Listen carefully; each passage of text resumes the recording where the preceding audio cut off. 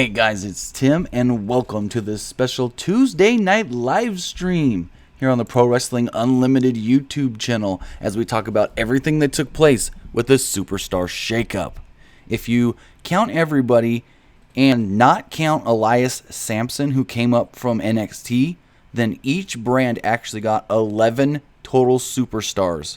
Raw got 11, SmackDown got 11, Raw, you can say technically got 12 if you count Elias Sampson.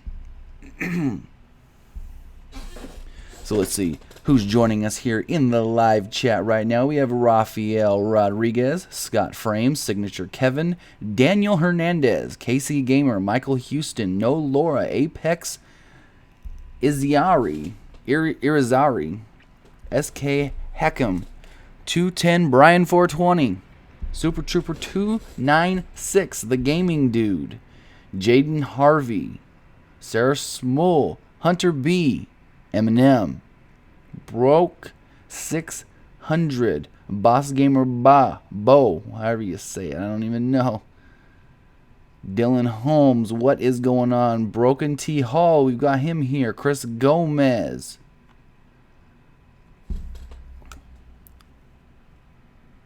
Angelo Romero, thank you for that. J Smooth 511, TJ Chavaria, Owen Sailor. So let's get into it. Let's see who moved to Monday Night Raw.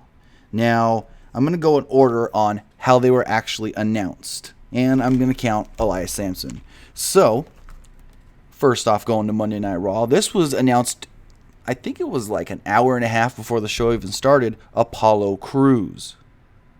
Then, Monday Night Raw kicked off when we got Miz, Maurice, and Dean Ambrose. Next up, we have Kurt Hawkins. We then got Bray Wyatt coming over to Monday Night Raw. Heath Slater and Rhino. Kalisto. There's actually multiple reasons why they may be moving Kalisto to Raw. Elias Sampson. Alexa Bliss, my bad, Alexa Bliss, and Mickie James. Now over on the other side, tonight, SmackDown Live, we've got Kevin Owens, Sami Zayn, the Shining Stars Primo and Epico, Jinder Mahal, Charlotte Flair. Now, actually, you can say 12 and 12 if you count Tamina on the SmackDown side, who also came back tonight, Rusev, Lana, and that Lana video. Biggie, Xavier, and Kofi, The New Day. What's going on? Enrico, 48. Hugo Salas from Mexico, what's going on? What's going on, Chris Gomez?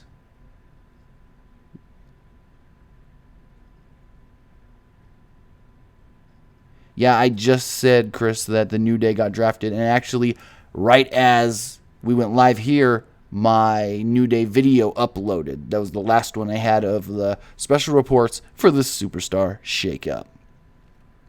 So let's see.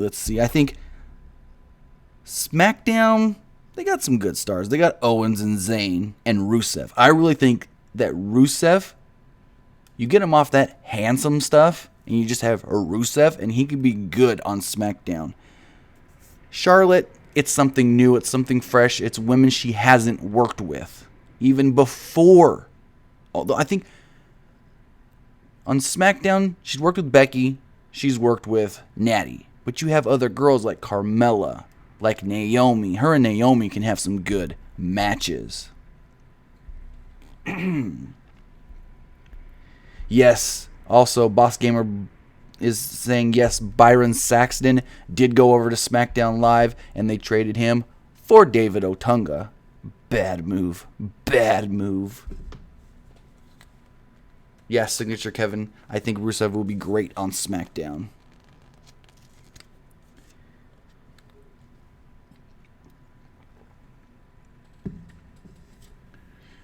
Crick's Royalty is saying I'm pretty interested on what they're going to do with Lana. That was pretty interesting and different. I didn't expect them to do a separate video for Lana. Okay, cool, do a separate video for Lana. But the video they did, when the video first started, and you see it from up above and the girl's dancing on the chair, I thought, oh, what, Summer Rae coming back? And she kept on dancing, and the leg popped up. I'm like, okay, long legs. This could be Summer. The hair's a little too full to be Summer. And then she turns around. I'm like, Lana? What? I'm not expecting that at all. Let's see. J Smooth 55 is saying, if we didn't know about Rollins-Joe feud and Kurt Angle saying he's staying, would it make sense for Rollins to go to SmackDown? I think it would have. I think it would have been, you have Rollins go to SmackDown, and that's kind of like the trade for Bray Wyatt.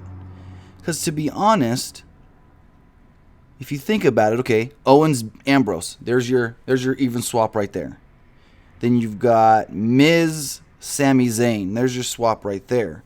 But then you have Bray Wyatt, who was a main eventer on SmackDown. But what main eventer did they get from Raw to SmackDown? I mean, the only other guy with a name kinda that you can put up there with Bray, Rusev, maybe?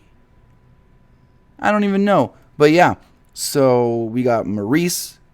Well, technically you can go, okay, they traded Miz and Maurice for Rusev and Lana. I mean, you can say it that way if you really wanted to. Let's see what you guys are saying. A lot of you are asking about Shelton Benjamin. I know Shelton's been cleared. Both sides are interested. Shelton wants to come back. WWE wants Shelton.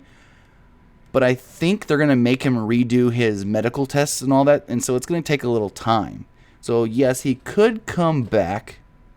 But it may be a couple weeks, month. I don't know. I haven't heard anything other than Shelton was cleared right before Mania weekend, and so they can go from there.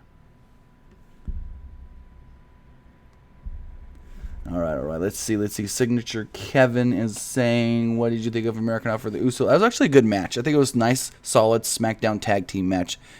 And then, of course, Primo and Epico come out afterwards and attack American Alpha. So I think they're actually going to try to do something with Primo and Epico on SmackDown Live. Before I go any farther, I want to let you guys know, if you haven't heard yet, we, Pro Wrestling Unlimited, have partnered with a Gawk Box. And what that is, it's a way for you guys to tip us here on Pro Wrestling Unlimited, and it doesn't cost anything to you, just a couple minutes. You go over to gawkbox.com/PWUnlimited. Interact with their website for a couple minutes, watch a short 15 to 30 second clip, download an app to your phone, and when you interact with the website, we get tipped through the sponsorship. It's a way to help us out, and it doesn't cost you anything. But if you want, you can always hit that super chat button down there in the chat below, or you can go to our TeePublic store and get our Pro Wrestling Unlimited t-shirts. We actually have 3 new t-shirts that we debuted WrestleMania weekend. All the links are in the description below if you want to help us out. Also, a lot of you have been asking about this, and we finally set it up. You can call the show live tonight. 559-475-8473 is the number to call if you want to be on the show and talk with us live here on this Superstar Shakeup live stream. But before we talk about more Superstar Shakeup and what we can expect on SmackDown and Raw, I have to say, got some bad news. Unfortunately, Finn Balor's injured. He just came back. And Jinder Mahal waffled him in the face on Monday, and he supposedly has a concussion. Yeah, so if you look at it, what happened was Finn went to bounce off the ropes, and I don't know if Jinder was too close to Finn, if Finn expected Jinder to be farther back towards the middle of the ring, but Finn comes back, and Jinder just waffles him with the elbow, and you hear it hit hard. Soon as that elbow connects, Finn just falls to the ground, and his forehead and side of his face slam the mat. Now, I don't know if the concussion came from the elbow or if the concussion came from his head slamming down on the mat. But either way, it's kind of Jinder's fault. I don't know how severe the concussion is, if he's going to be kept out of action for a couple weeks, 1 week, a month. That right now is unknown. They had him checked out last night, and because of what they found out last night, they had him evaluated today. And according to PW Insider, They're saying it is a legit confirmed concussion. Also, if you guys didn't hear, there are some people trying to show their displeasure with JBL tonight at SmackDown, and they got in trouble. One guy actually had a sign that said, JBL bullied me. He was walking around the entire arena with this, and at one point, he was actually behind the announce table, and people that were there at the show live said that security finally caught up with him, took the sign away, and actually escorted him out the building. That's crazy. Another guy was making fun of United Airways, saying United took his seat from him. There was a lot of signs and stuff, but yeah, there was also a Fire JBL chant that went on throughout the night as well. It was like, from what I was told, off and on. It wasn't consistently like a long chant, but it was enough to where, you know, they'd do it for a couple minutes and they'd stop and then it'd come back. So it was a show long chant, but it was like not long. Anyways, let's see what you guys are saying here in the chat. Yeah, a lot of you guys are pissed off at Jinder Mahal. Boss Gamer, Randy Orton versus Bray Wyatt in a House of Horrors match, and that match will be taking place at the Raw branded pay-per-view Payback. Yes. Live Event Kings, like I just said. Finn was injured in the match last night with Jinder Mahal. Supreme Bree, what's going on? Hashtag fire Jinder, ruining a superstar's comeback. Oh, yes. I don't even know why they brought Jinder back in the first place. Like, okay. Let's see. Boss Gamer says, JBL is God. Hey, you have to think about it, though. Yes, everyone's mad at JBL. But this comes from above. Vince likes those kinds of things. He likes the ribbing and bullying. He wouldn't call it bullying. He would probably just say, oh, we're playing a rib. And yeah. Daniel Hernandez, if you go to the Gawk box and it doesn't come up with anything, you may have ad blocker on. So you may have to temporarily turn off your ad blocker, and then you can go from there. And that's for anybody. If you go to the gawkbox.com/PWUnlimited and there's no options for either watching a video or downloading one of the apps, you might have like some sort of ad blocker on. So just temporarily turn it off, and you should be good to go if you want to help us out on Gawkbox. Edgar Orizaba, is Extreme Rules pay-per-view still happening? If so, will SmackDown get it? I think it is. Enrico 48, are you friends with Joe Cronin and Jake Martin? I think I've briefly interacted with Joe on Twitter, but I don't know him at all. No, I don't actually know any of the other wrestling YouTube guys. Jurassic Nick says Grim got drafted to Raw. Oh, Naman Gupta just had a revelation. She says, is Lana going to be Emelina type of character? That's a good question. Might be. Wow, I didn't think about that, but yeah, that's probably what it is. She may be the Emelina. I thought maybe they would try it with Summer Rae. Who else could do it? I don't know, but Lana, yeah. Interesting. I didn't think about it like that. Huh. Yeah. Lana may be that Emelina character they wanted that Emma couldn't produce. I just hope they don't change her name to like Lana Lena or something. But anyways. Jurassic Nick says Hawkins has to face the fat. Oh, Lord. All these... Now you guys are going to talk about grim jokes. Signature Kevin, did you see they were about to try the Aiden English NXT gimmick? That is his new full-time gimmick. They want that gimmick. That's what they want to do with Aiden English. They want him to do the NXT gimmick he did when he was like an opera classical singer.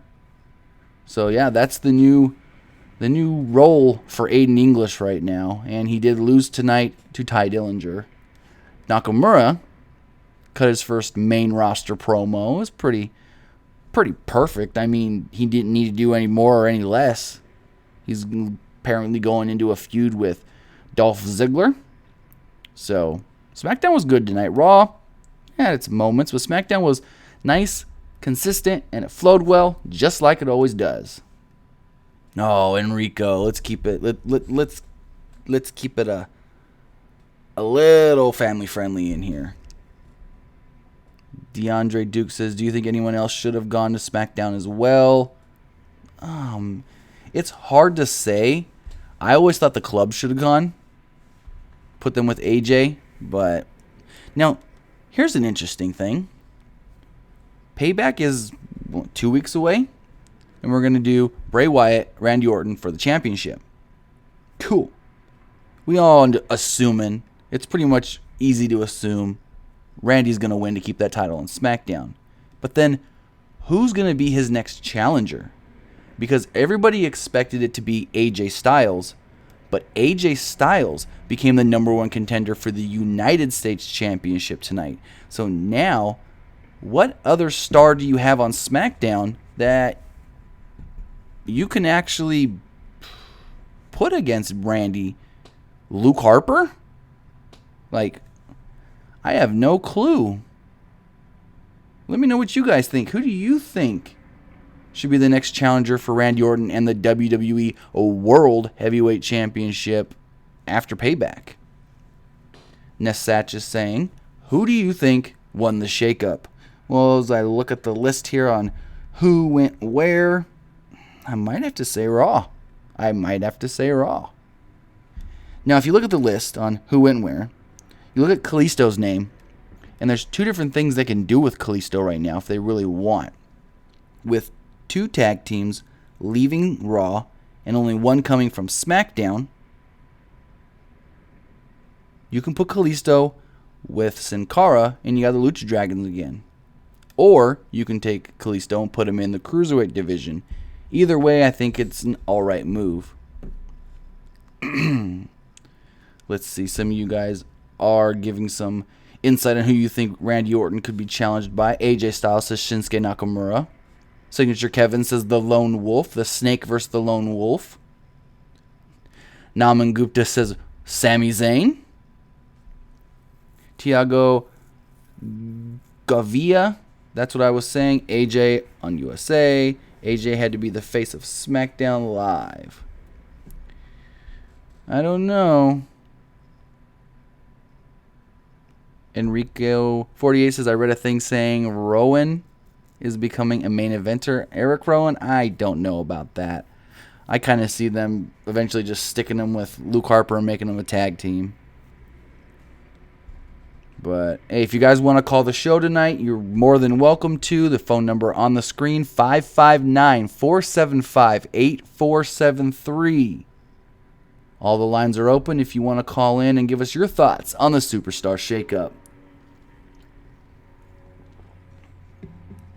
Katie Jardine, Sin Cara went to SmackDown. No, he didn't. Sin Cara is on Raw still.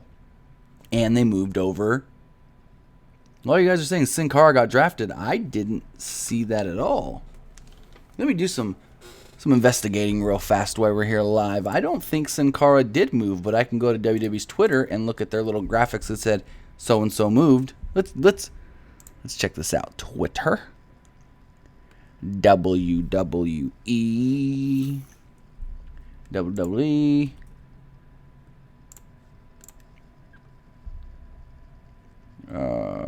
Randy Orton versus Eric Rowan for the championship. Oh, Lord, would that fail a death. That would make people cancel the network.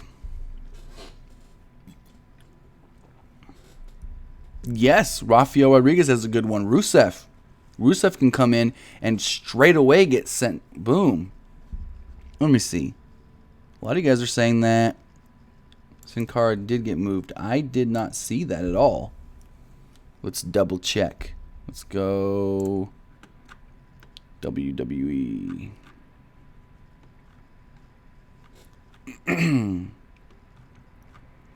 Unless it was something they didn't. I didn't hear it at all on TV, but let's see. New Day. As we scroll through their Twitter. The New Day. Lana. Rusev. Oh, yes. I did miss one. You guys are correct. Sin Cara did go to SmackDown. So that makes me believe now Kalista's going to be a cruiserweight. He's going to be in that cruiserweight division. Yeah, I missed it. That's one of them that it snuck through the cracks. Kind of like last night when they announced Kalisto going to Raw. That kind of slid through as well. Okay. I don't know why they would swap them, but cool. That means SmackDown got one more, if you don't count Elias Sampson. Rafael Rodriguez is saying, how would House of Horrors match? Okay, so you want to know what I think a House of Horrors match should be? It should either be, in my opinion, if they do a House of Horrors match, either some sort of street fight or a steel cage match with weapons, kind of like we saw last year with Dean Ambrose and Chris Jericho. That's my opinion on what a House of Horrors match should be.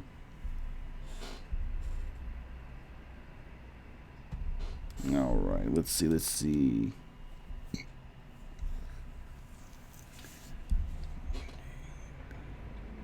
Signature Kevin saying, is the New Day going to be off SmackDown till Kofi comes back? I don't think so. Excuse me. I mean, they can still do things just Xavier and Big E. There's no real reason why they couldn't. It's not like Xavier can't wrestle. I know it's usually Big E, Kofi, Xavier in there sometimes, but it's not like he's just a manager. Live Event King says, is Roman Reigns alive after attacked by Braun? Holy crap. They turned Braun Strowman babyface like in the greatest way they could turn anybody a babyface. You have him go out there and destroy Roman Reigns. Like, holy crap. That was amazing. Totally, utterly, 100% perfect. If there's one thing Vince McMahon knows how to do, it's build a monster and get him over. We've seen it with Brock. We kind of saw it with Rusev. We're seeing it with Braun Strowman. I mean, who else? What other big monsters? None really recently.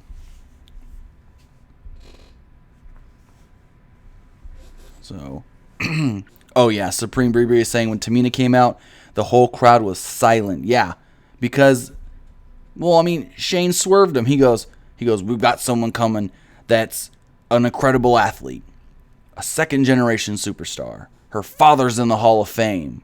And then it was Tamina. Everybody wanted Charlotte after all that explanation. But if you listen to the crowd, I'm pretty sure they were chanting for Sasha. We want Sasha, whatever. I mean, they were in her hometown. She swerved people. Sasha did. And I told people, you know what? Because I was getting messages on Instagram and Twitter. Sasha's in Boston. SmackDown's in Boston tonight. Sasha posted a picture that she's in Boston. And I'm like, slow your roll. She lives in Boston. So she could just be going home. Doesn't mean she was going to SmackDown. And she didn't show up on SmackDown. So sometimes you have to look at things in multiple ways. Don't just think, okay, she posted she's in Boston. SmackDown's in Boston. She's going to be on SmackDown. But then you got to think, well, she also lives in Boston. So you sometimes got to dig deeper and think about it a little bit more if you're really getting into it. But Signature Kevin says, do you think House of Horrors match could be in the Wyatt compound? Oh, Lord. You think it's going to be a Hardy Boys ripoff? J Smooth 511 says Strowman should have went to the hospital with Roman at the end. Oh my God, that would have been.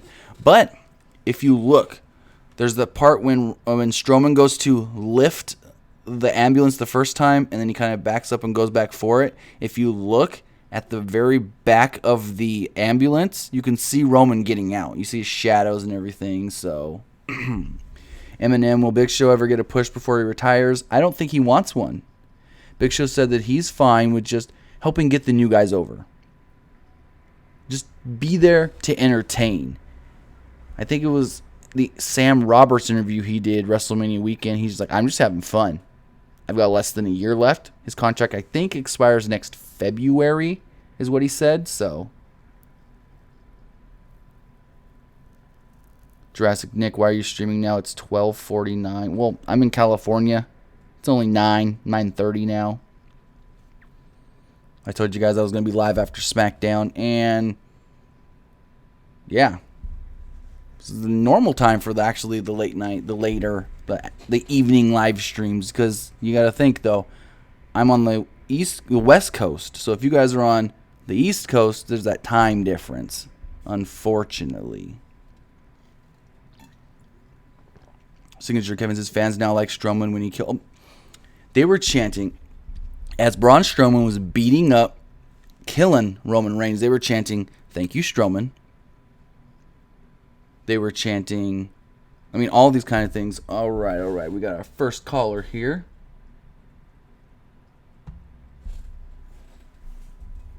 Caller, you're on the air. What's going on?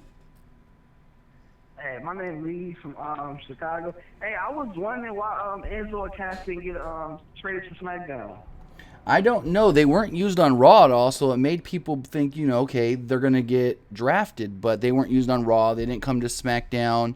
I know Vince really likes Enzo, so maybe it's the thing of he likes Enzo. He wants the guys he likes on Raw, keep them on Raw.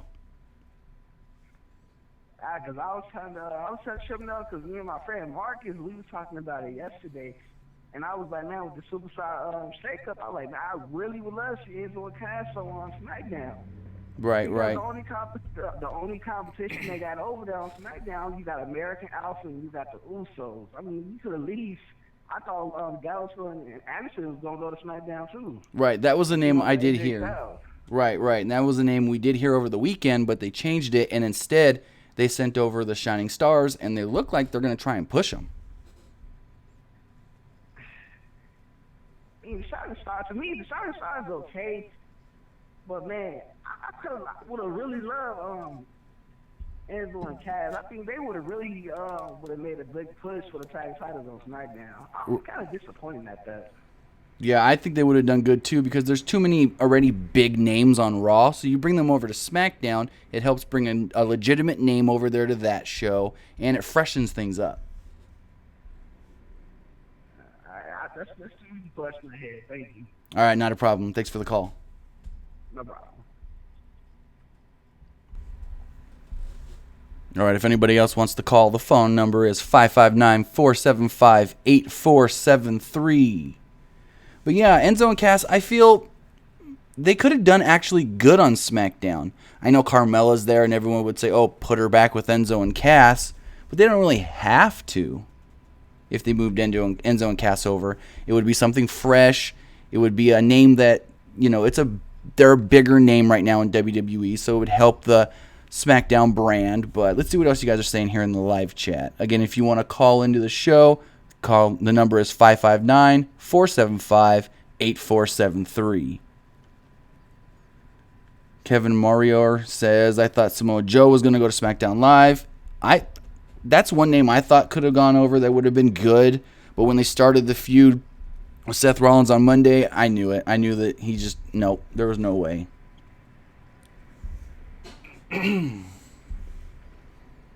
Let's see. What about the Triple H stable? Nam Gupta is asking. I don't know. I guess they're not going to do it. We kind of saw some things with it here over the last couple of weeks, like since Fastlane or so. But really, they just dropped it. I don't know exactly what's going on with that, but yeah. Signature Kevin, do you think Becky Lynch and Tamina will have a feud? I don't know. All right, we got another caller here. Caller, you're on the air. What's going on? Caller, you're on the air. Hello?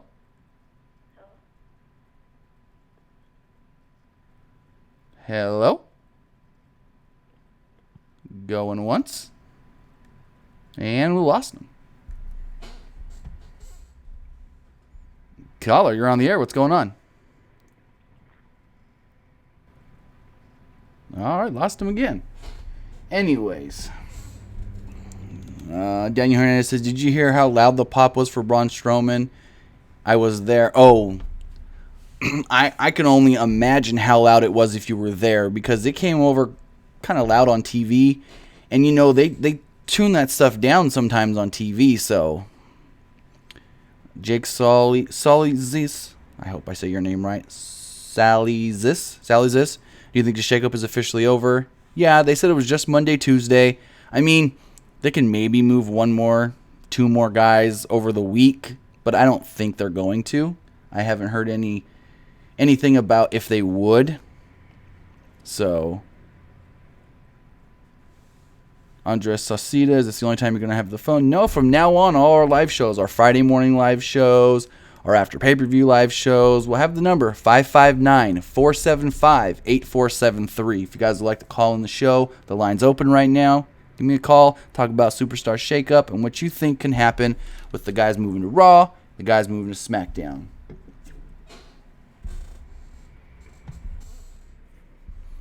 Caller, you're on the air. What's going on?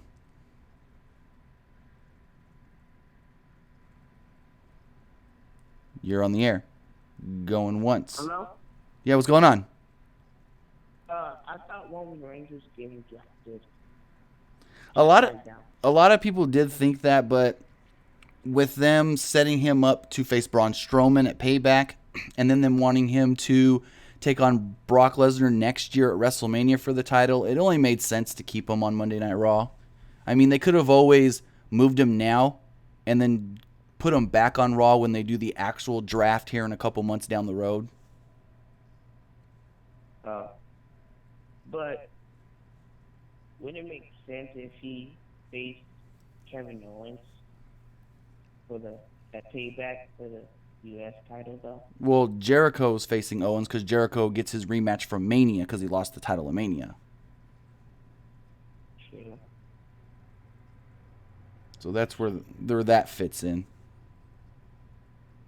So ain't Brock Lesnar fighting Payback? No, Brock Lesnar is not scheduled at all to be at Payback. He was on that video promo, but he's not going to be there. The main event is going to be most likely, unless they set something else up that could be bigger, which I doubt, but the main event's going to be Braun Strowman, Roman Reigns in some sort of possibly some sort of stipulation match. All right. So, yeah. All right. Thanks for the call.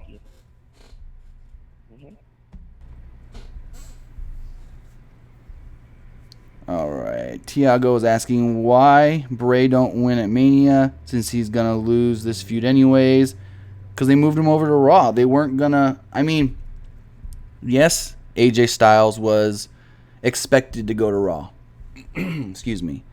And then, I guess last minute, they decided to do Bray. I don't know where that move came from. But the plan was always to keep the title on Randy Orton. So, I mean, they could have kept the title on Bray at Mania, and then Orton gets the title at the next pay-per-view.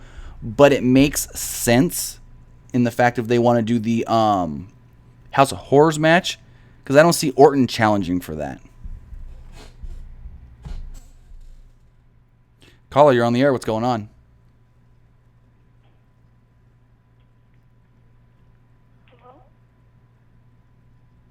Hello? Tim, I was wondering about AJ getting a push. Right. AJ is going to be challenging for the United States Championship. We saw tonight he beat Sami Zayn and Baron Corbin in a number one contenders match. So I guess after Payback, he's going to face Owens for the U.S. title. And do you think he might actually win that title? There's a good possibility. But right now, I don't know because we don't know what the plan would be for AJ down the road. If they want to put him in the title picture against Randy Orton, or if they have somebody else in line to face Orton like Rusev or Baron Corbin. And I was wondering about the club. Could they have united Luke Gallows and AJ? I mean, they could have if they moved either AJ to Raw or Gallows and Anderson to SmackDown, but they're separate. I mean, you do have Finn Balor with Gallows and Anderson on Raw, but I don't know. Right now they want Gallows and Anderson as heels, Finn's babyface, so right now that wouldn't really work. Oh, thank you. Not a problem. Thanks for the call.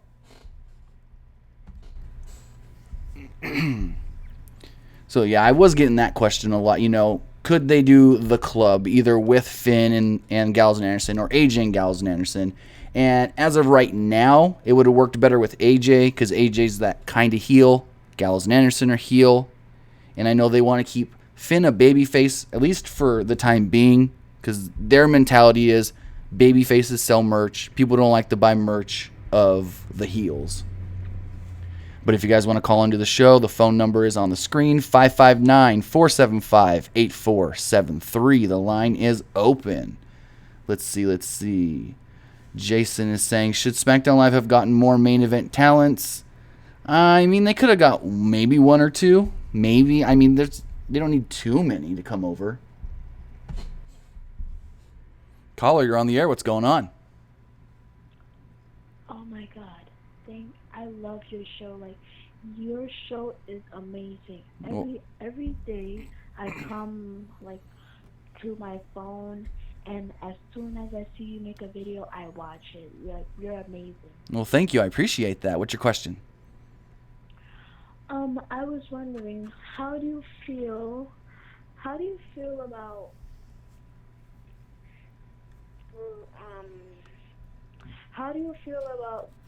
Tamina and Naomi going back together as Team Bad, and maybe Sasha Banks returns and takes them back? Well, Sasha's on Raw. She didn't get moved to SmackDown, and Naomi's a babyface now, so they couldn't be Team Bad. I don't know what they're going to do with Tamina as far as if she's going to be heel or if she's going to be a babyface. We're going to have to wait and see over the next couple of weeks. But as of right now, they probably won't do the Team Bad because Naomi's not a heel anymore. Okay. All right. Thank you for the call. Okay. Welcome.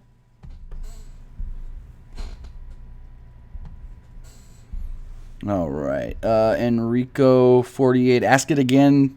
I missed it, and I can't seem to find it scrolling up here in the chat. If you got a question, just ask it again. All right. Wesley Scott says they will do club versus the Wyatts. Well, they can't. I mean, you've got Gallows and Anderson on Raw, but then you have Bray on Raw. There's no other Wyatt family members with Bray.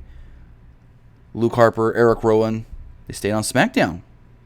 So Bray's going to be by himself. Bray's essentially only been by himself for a couple months since he's moved on the main roster. Caller, you're on the air. What's going on? Hello? All right. I don't know what that was.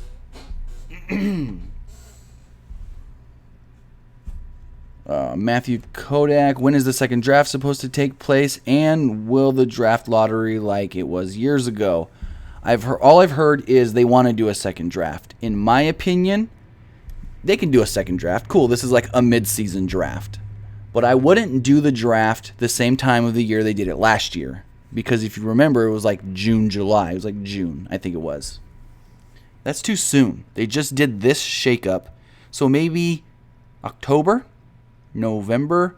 I haven't heard an actual date or month or anything like that. I've just heard that they want to do an actual draft where they move more guys. I don't know how many more you can really move. They moved 12 from each show.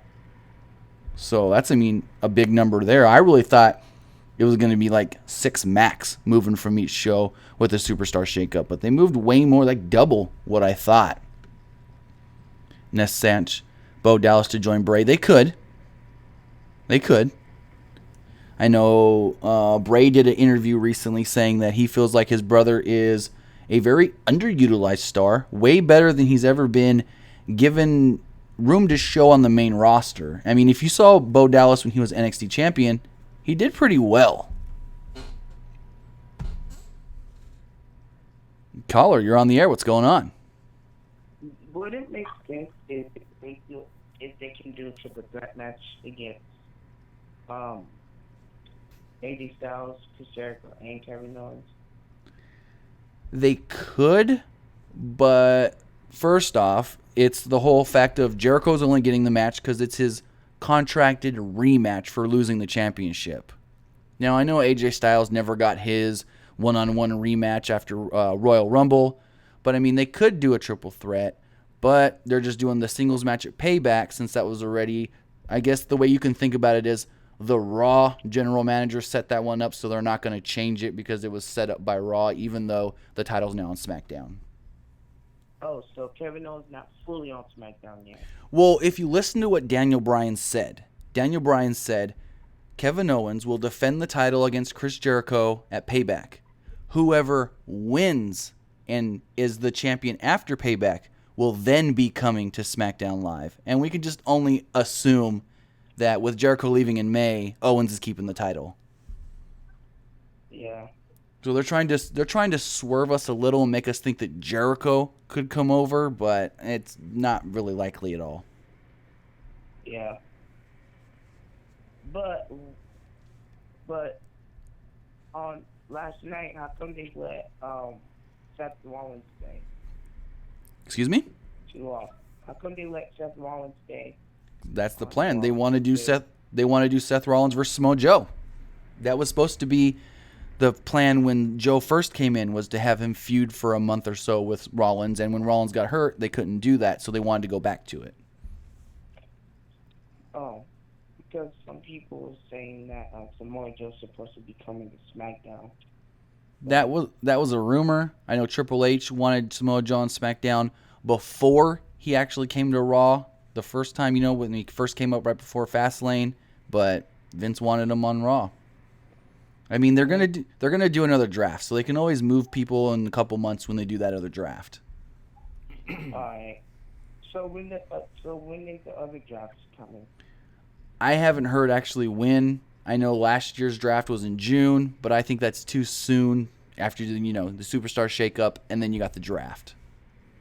All right. All right. Thank you for the call.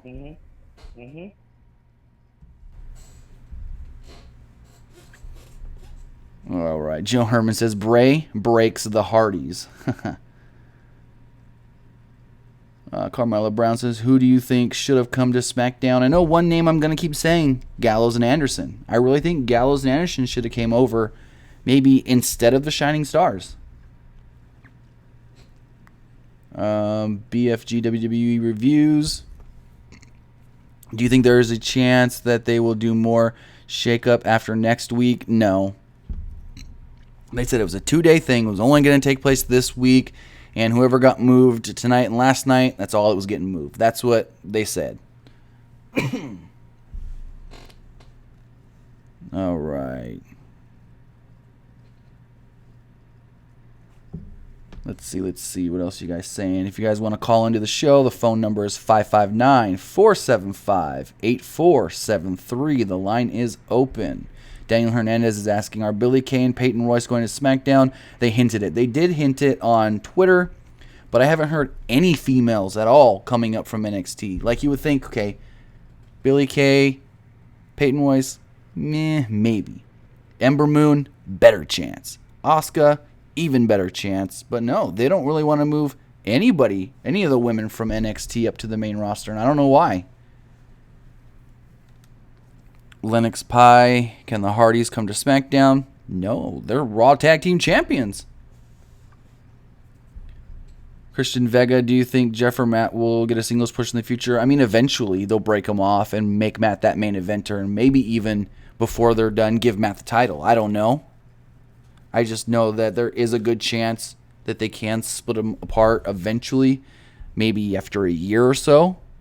I think it really all depends on if they get the broken gimmick. And we don't know anything further going on with that other than Matt thinks he owns the rights, Impact thinks he owns the rights, and the Hardys and WWE aren't going to push the issue right now until they fully know what's going on. Kevin Morrow says, since Tamina is back, could she be like Nia Jax on SmackDown? She could. I just hope they finally actually push, or not, they don't even need to push her. Just use her not as somebody's bodyguard, if you know what I mean. Caller, you're on the air. What's going on? Do you think any 205 Live people would like doing a shakeup? You're asking about the 205 Live? Yeah. I know they moved Kalisto to Raw, so maybe they can be adding him to 205 Live in the Cruiserweight division. Other than that, there was no Cruiserweights moved. Oh, okay. All right. Thank you for the call.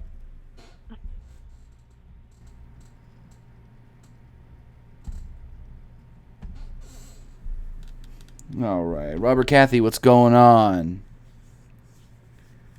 Andres Sauceda says, I heard the other draft is after SummerSlam. That would be a good time to do it. Like October, September. I think the earliest they should do another draft would be September. Oh, Matthew Kodak. Question. Yes chant or 10 chant? It's a good question. I think it really depends on the situation. Like if someone's in the ring and they're doing something cool, or they ask the fans, do you want to see me do this? Then the yes chant.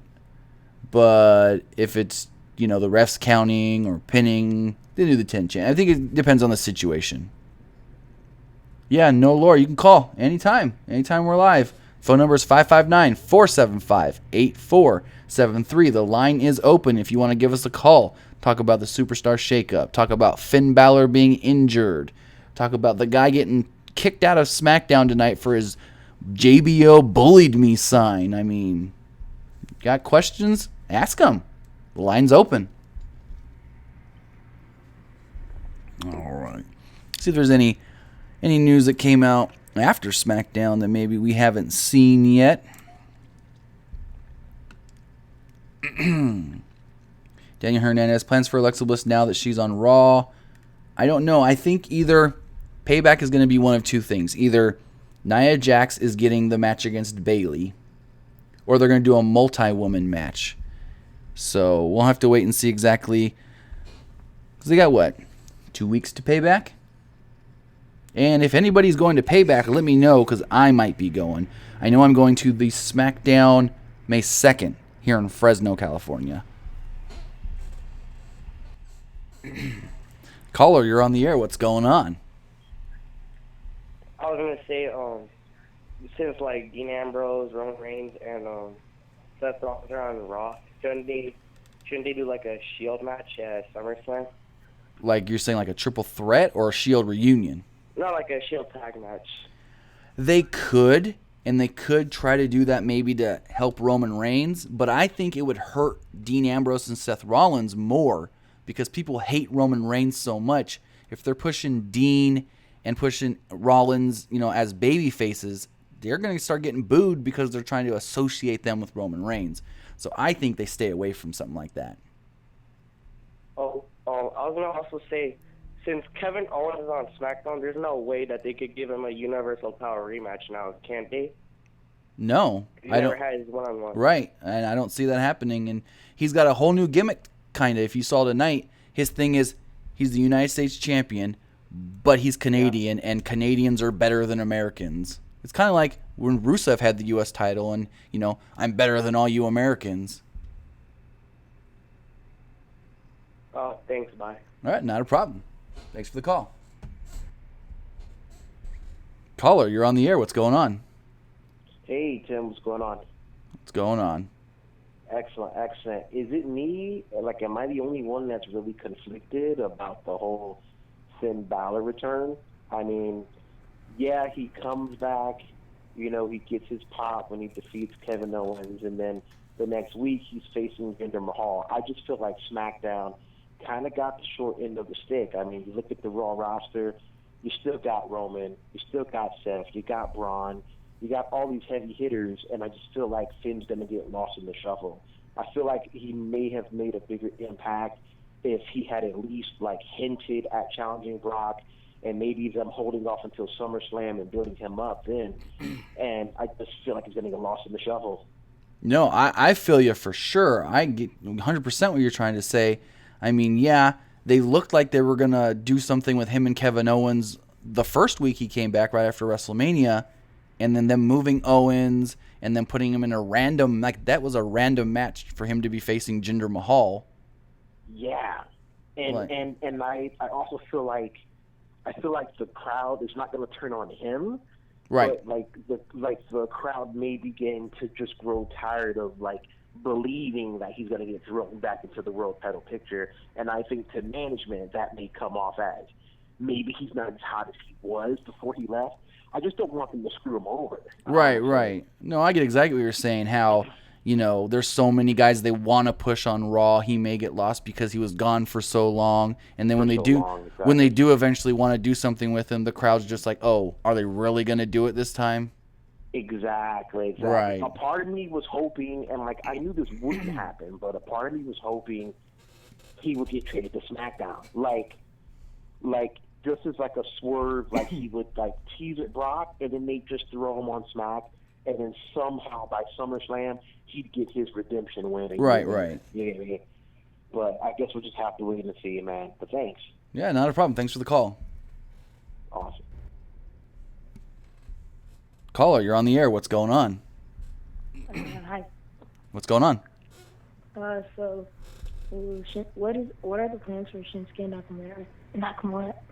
It looks like they're setting him up to feud with Dolph Ziggler in his first main roster feud, and I don't really know what they can do from there. I know they want him to be a big star. They want him to kind of take that John Cena role in helping sell tickets for the SmackDown house shows and stuff, so I know they want to use him for that because they've lost their big baby face, John Cena. So now they want to ease him into that role on SmackDown. Also, is there any chance you could see Goldberg, Brock Lesnar, or Roman Reigns go to SmackDown instead? Goldberg, he's got a deal where he can come back if he wants. I know he's going to take some time off and think about it. Brock, he's the Universal Champ. They're not going to move him. Roman, maybe they can move him later in the other draft. But if they want him to face Brock Lesnar for the Universal title at WrestleMania 34, I don't see Roman going anywhere. All right, thank you. Not a problem. Thanks for the call. I got to give a quick shout out real fast. Robert Cathy gave us a $5 super chat donation. Thank you for that. He said, we should be paying you for this excellent show. I know I got some people asking questions here in the chat. Broken T Hall says, after the Matt Hardy and Impact Wrestling lawsuit is done, with Broken Matt Hardy bringing King Maxwell, Senior Benjamin Rebbe, WWE just wants the Hardys. Stop the one. Imagine John Cena versus Roman Reigns retirement match. They can do that. They can make Roman the retire guy. All right, caller, you're on the air. What's going on? If Finn Balor ever returns back, do you think he will get his Universal title back? Rematch? Against? He should get a rematch because of circumstances on how he lost the title, but it's WWE. They've already got another plan for the next year for that championship, and unfortunately, I don't think he's in the cards for the title picture at all on Monday Night Raw. Yeah, I heard a rumor about Brock Lesnar going against Braun Strowman for the Universal title, but... Yes, right now they're going to do Braun Strowman, Roman Reigns, and then Brock's first defense, which could come at SummerSlam, could come before SummerSlam. They're setting it up for him to defend the title against Braun Strowman. That is true. That is what they're working towards. Okay. Well, you're awesome. Thank you. Thank you. Thanks for the call. You're welcome. Jason V27 says, sort of like the new legend killer, Roman Reigns. The career killer. He retired The Undertaker. Who's he going to retire next?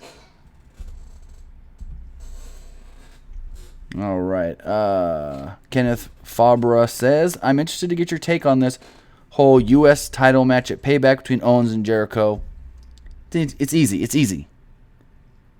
Jericho's getting his rematch because he lost at Mania, but he's leaving, and they want Owens on SmackDown, so Owens is going to win. Caller, you're on the air. What's going on?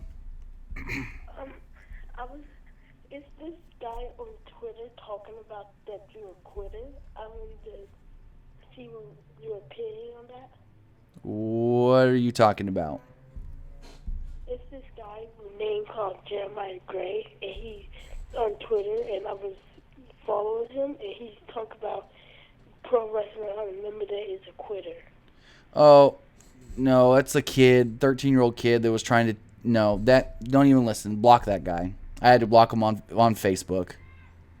Oh, okay, and would you be able to let people call every screen? Pardon? Would you let people call every screen?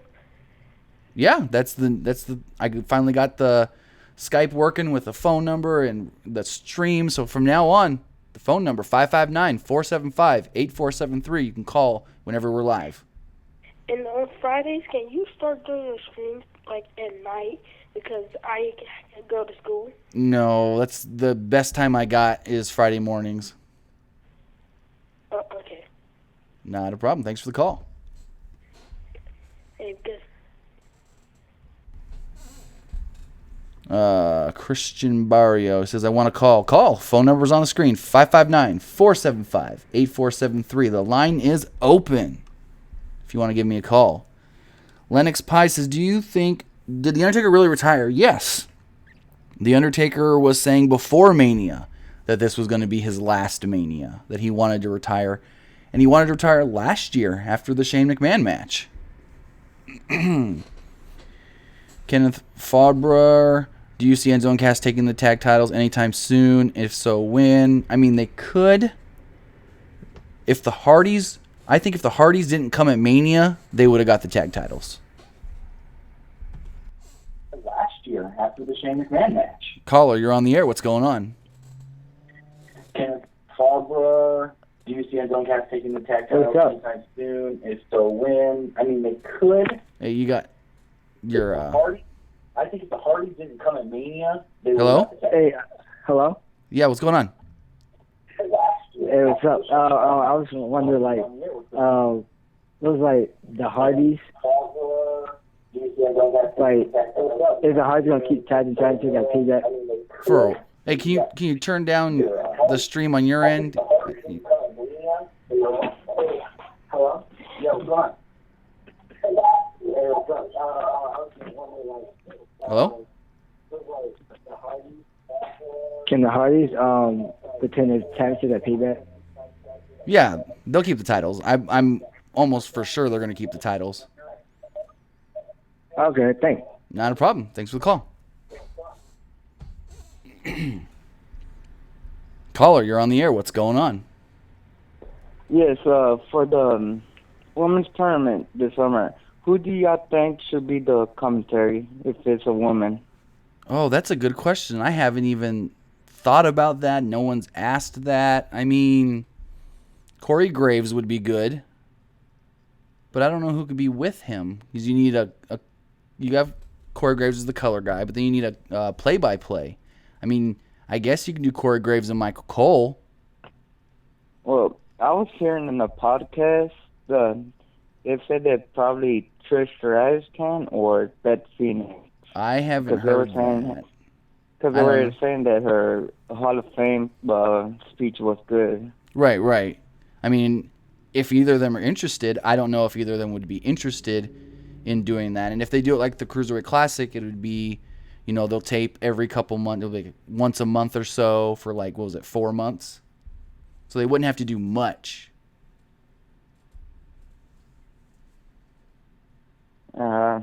Yeah, that's all I had. All right, thanks for the call. Okay. Caller, you're on the air. What's going on? Hello? Hello? Hello? Hello, you're on the air. What's going on? Okay, I didn't know I was on. Hi, I just had a quick question. What do you feel about this AJ Styles going for the going for the U.S. title? I think it's very odd and unexpected. I really thought Baron Corbin was going to win the match, to be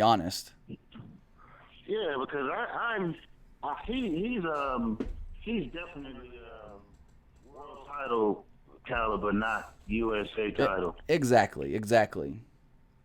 Hmm. Yeah, I want to say, Tim, there's no need to shout me out for that little $5 thing, man. I mean, that was just to let you know, man. I truly appreciate the show, man. Hey, well, I appreciate any help I get. I thank you so much for that. All right. Hey, one more thing. I hope this doesn't get on the air, but man, you are way better than that dude on Sean Entertainment. He annoyed the guy to me. I wish you two would get rid of him. But anyway, you keep doing what you're doing, man. I'm loving the show. All right, thank you. I appreciate it. Have a good night. All right, take care, man.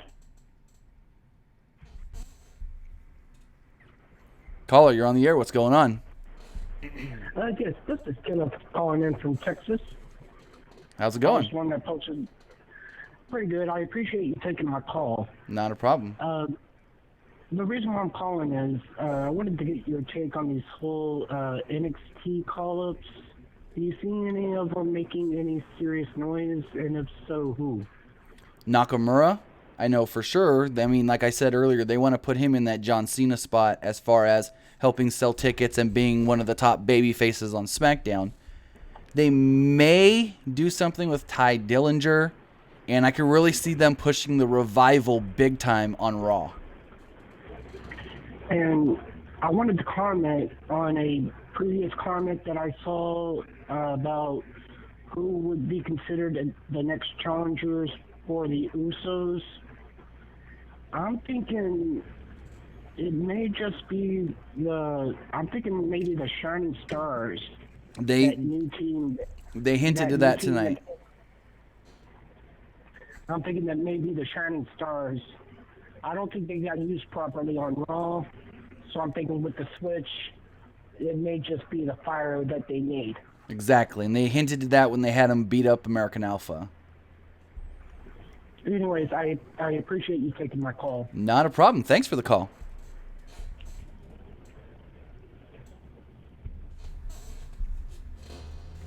But I think the thing with going back to that last call and asking about who can challenge the Usos and the Shining Stars, I think one issue with the Shining Stars is when they first brought them in, they were Primo and Epico, and they had Rosa Mendez with them, and Primo was coming off of a good tag team with his brother Carlito. Then they turned him into the Matadors, and that's where they died a death. Then they brought him back as Primo and Epico, and they've got a, identity crisis? I don't know. So I think they're going to push them on SmackDown, and they could be the next number one contenders for the SmackDown tag titles. I mean, was it them or the New Day? Because everybody else has been beat. Who do you got? Noam Gupta, I did not see Talking Smack yet. Excuse me. Is there anything of note? I know Owens was supposed to be on Talking Smack. I don't know who else was supposed to be on there, but... Gillian Murphy says, I hope Tom Phillips and Byron Saxton will just be SmackDown commentator team, get rid of JBL and fire him. No, they want the three-man booth. They want JBL there. Vince and JBL are pretty tight.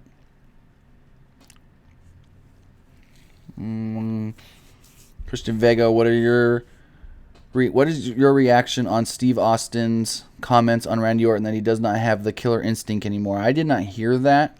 I mean, I could see where you would get that. Caller, you're on the air. What's going on?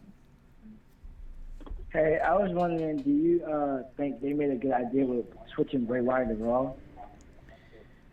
It could be. I mean, it's different. Yeah, they didn't really use Bray as a main eventer enough on SmackDown. They still had a lot of potential with him over there. But I know it looks like they're going to do him and Finn Balor if Finn Balor's good to go. And they can go from there and then maybe have him fight for the IC title. Because, I mean, who's going to fight Brock for the Universal title other than Roman and Braun? I mean, you do need some people between Roman and Braun, but...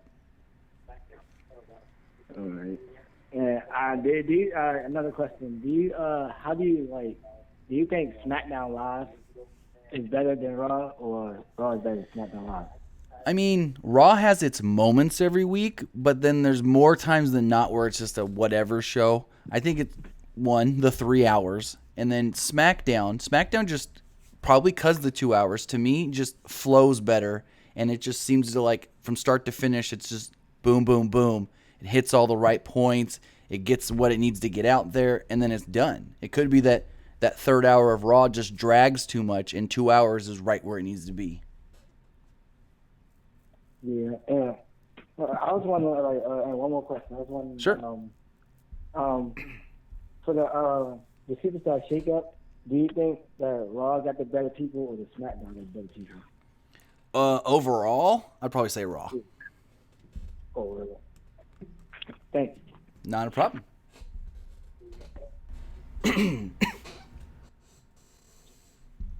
Caller, you're on the air. What's going on? Do you think Big Cass should have came to SmackDown to end Carmel's work? No, because Big Cass that would be like a heel move, and I don't see them making Cass a heel anytime soon, and they want to keep him with Enzo. I mean, I can get where you would want to see that happen eventually, but I think that's a heel thing to do. And also, who do you think will win the women's tournament this summer? To be honest, we don't even know who's going to be in it yet. I mean, I've heard some names hinted around, but nothing's official or for sure. So we can't even guess until we know exactly who's going to be in that tournament. Well, only between like the woman in the main roster right now. Well, in the NXT roster. We don't know if it's because if you look at the Cruiserweight Classic, it was all people that were not in WWE at the time. So if you look at this women's tournament, it may be all new women, just like they did with the Cruiserweight Classic. Okay. I mean, with the Cruiserweight Classic, I think the only guy that we had seen before was Rich Swann. He had done some things on NXT, and I think Cedric Alexander maybe. But other than that, it was people we never seen before in WWE. Yeah, the reason I thought that was because I saw like pictures of the woman on the main roster and the SmackDown Live Live Women's Champion and the Raw Women's Champion. They had the 3 women's championships come out at the business meeting and announce it, but they're not involved with it being in it or none of that. All right, I appreciate you. I appreciate that you answered my call. Not a problem. Thanks for the call. Welcome. Caller, you're on the air. What's going on? Hey, Chief, I'm back. I just found out about the concussion thing with Finn. That's really, really, really, really annoying. Yeah, it's when he took that elbow from. I don't know if the concussion came from the elbow or if you watch him hitting his head. Right, when you watch the video, his forehead and like the right side of his head smacks on the mat hard. The crazy thing is, I saw that happen, and I thought he was just like doing his super duper I'm awesome selling. Right. And then I hear now, as soon as I got off the line, I'm like, wait, what do you mean Finn Balor's injured? So that's super duper annoying. Oh yeah. Even more reason as to why he shouldn't be in the ring with Jinder Mahal. But on top of that, we haven't spoken about this in quite some time. Are they still going to make the SmackDown title blue? I don't see anything changing. They were supposed to get new U.S. titles and IC titles back in December. They were talking about it, and they didn't change anything with that. Yeah. So awesome. Let me ask you a question here, right? All right. Why is the Cruiserweight division still on Raw? Because they got 3 hours and they feel like there's not enough time on SmackDown. That's just my assumption. But they only give them 3 to 6 minutes a week anyways. Exactly. And it's, 205 Live is filmed after SmackDown. Exactly. Right? So why not just give SmackDown the division, being that SmackDown honestly has like a hole in their roster anyway. Right. Think about the Superstar Shakeup they gave us Shining Stars. Like seriously, like that compared to them getting the Revival the week before, them getting, you get me, like stacking up the tag team division. And no, I get it. SmackDown's tag division is nowhere near as hefty as Raw. Right. We got the New Day now, but like seriously, like some of the exchanges are just like, do they really think we're that like stupid as to believe like this is like a well-weighted trade? No, I understand. I think that's ridiculous.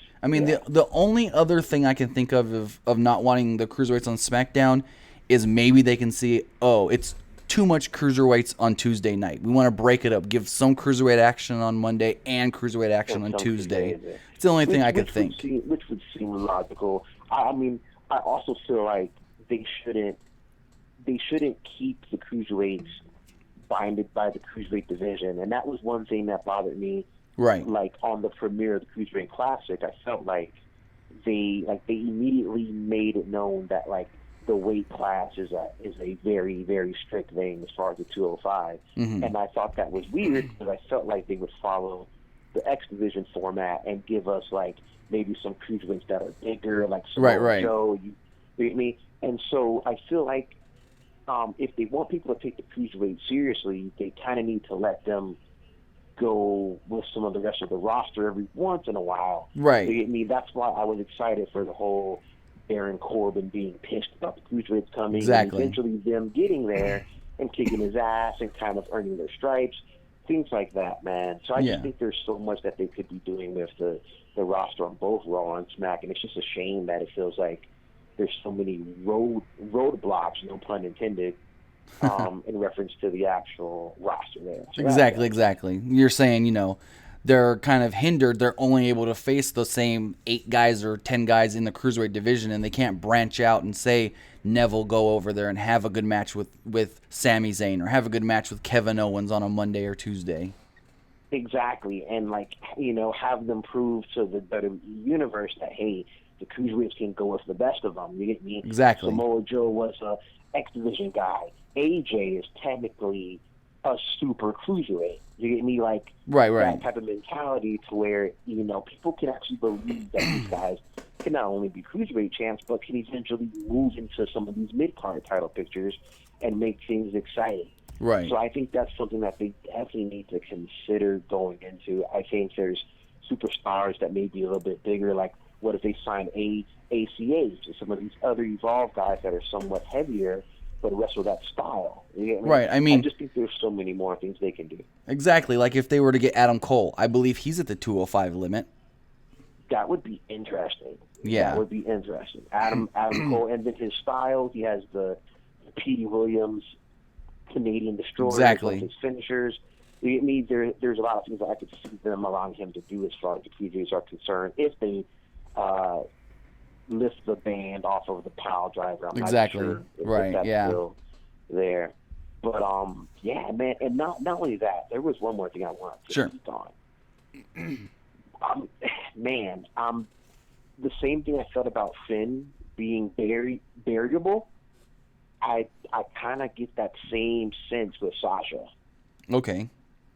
As if Sasha's gonna like take a super back seat to some of the girls coming up, especially with like Alexa Bliss there, which I think is genius. Alexa Bliss is freaking amazing. Oh yeah. I think she's extremely underrated.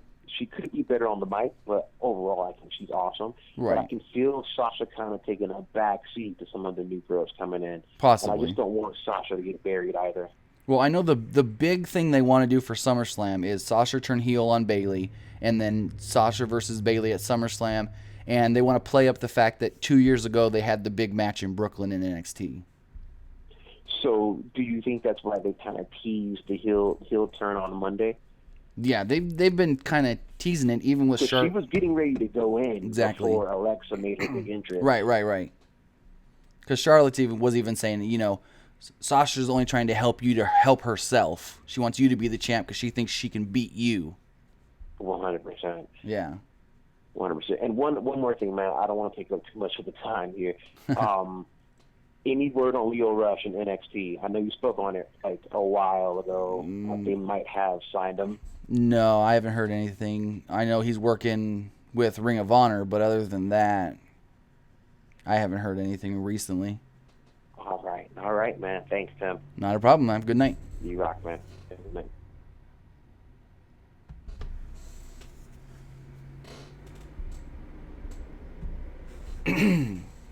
All right, let's see what you guys are talking about in the chat. Robert Cathy's asking, did you watch the Monday Night Wars on the network? Yes, I watched them all as soon as they were available. I loved that series, the Monday Night Wars. All right, we got another call coming in. Caller, you're on the air. What's going on? Hey, so I have 2 comments. Sure. One, what's your opinion on Jinder Mahal going to SmackDown for his career? He's going to do the same thing he did on Raw. Just be a whatever guy that can take some losses. So you don't think he could be like a mid-card guy who could hold a title? No, I don't think Vince sees him as that at all. Okay. And in my personal opinion, I feel like the Ascension should get another opportunity as a tag title. They never really got a major opportunity, and especially after being the longest running tag team champions in NXT. But not only that, but with Victor coming from the independent scene, and in fact, I watched him on the independent scene I saw his first match in Stampede Wrestling as Apocalypse. Okay. He's one of the most underutilized, most talented guys that WWE has that fans have not been able to see actually shine.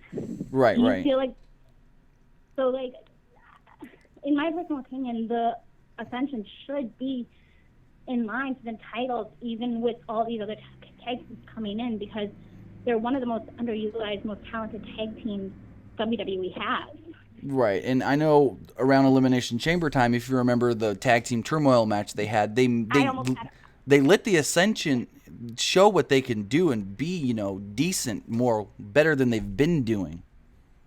Well, and one thing, like for me, I almost personally had a heart attack when I thought they were going to win because WWE was coming to Saskatoon, right? Just a week later, and like I said, it would have been amazing to see him win and come back where he started as champion. So, but I just feel like the WWE doesn't realize the talent they have with a lot of their undercard guys. I really think it's more of if the crowd doesn't get behind them, they're not going to push them. Because, I mean, when they first brought them to the main roster, they kind of made them seem like they were Road Warrior ripoffs.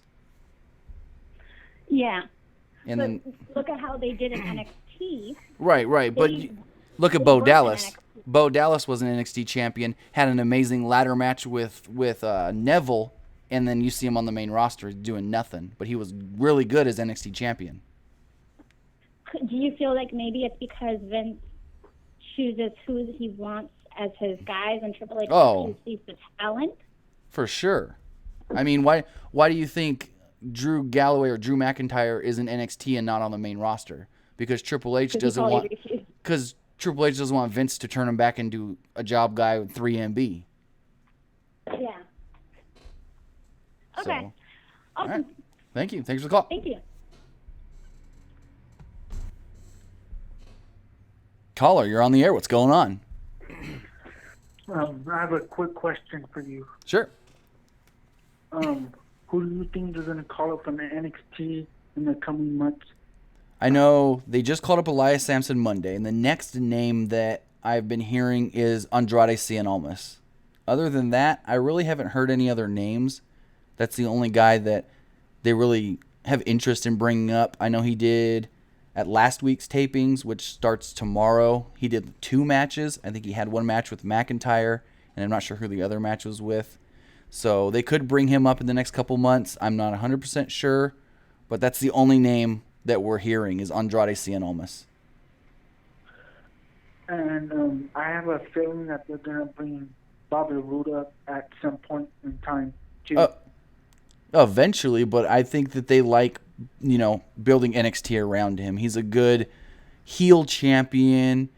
He's doing the thing where, because all the champions they've had recently, it's all about, we love the fans and we are NXT, but he's now, this is all about me. I want to be the champ. I want to be the top guy. And it's something different in NXT that they haven't done in a while, other than when Joe was the champ briefly. And I have another quick question. Sure.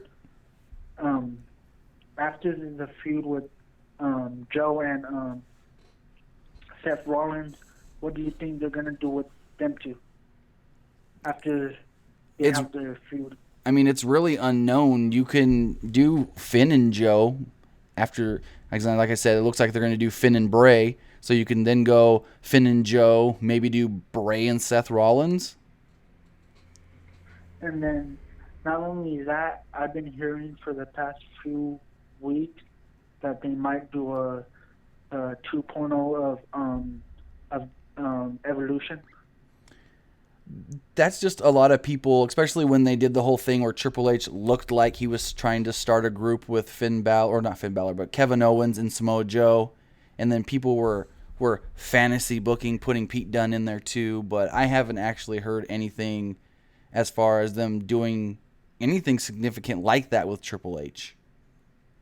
What about outside of the WWE? Who do you think they're gonna call from a different wrestling promotion? You're asking about like who can come to the WWE? Yeah. Well, I know that they're interested in Adam Cole. His contract expires the final day of April with Ring of Honor, and May 1st he can start talking with WWE. And I know some of the TNA stars, like McIntyre over there in NXT. Yes, McIntyre started last week at the tapings. He will have a match tomorrow night with Oney Lorcan. And then Bobby Roode, of course. Right. And then who else did I hear? I know there's possible interest in Mike Bennett. And then if they do bring Mike Bennett, maybe they could bring Maria in with him. Yeah, yeah, I heard that too. Mike Bennett and Right. possibly his wife. Yes. Possibly, I don't know. Right. But for that one to come into play, I doubt it. They're gonna even layer it in. I doubt it because all the BS when she was there years ago. Okay. But yeah, thank you for having me on your show too. Not a problem. Thanks for the call.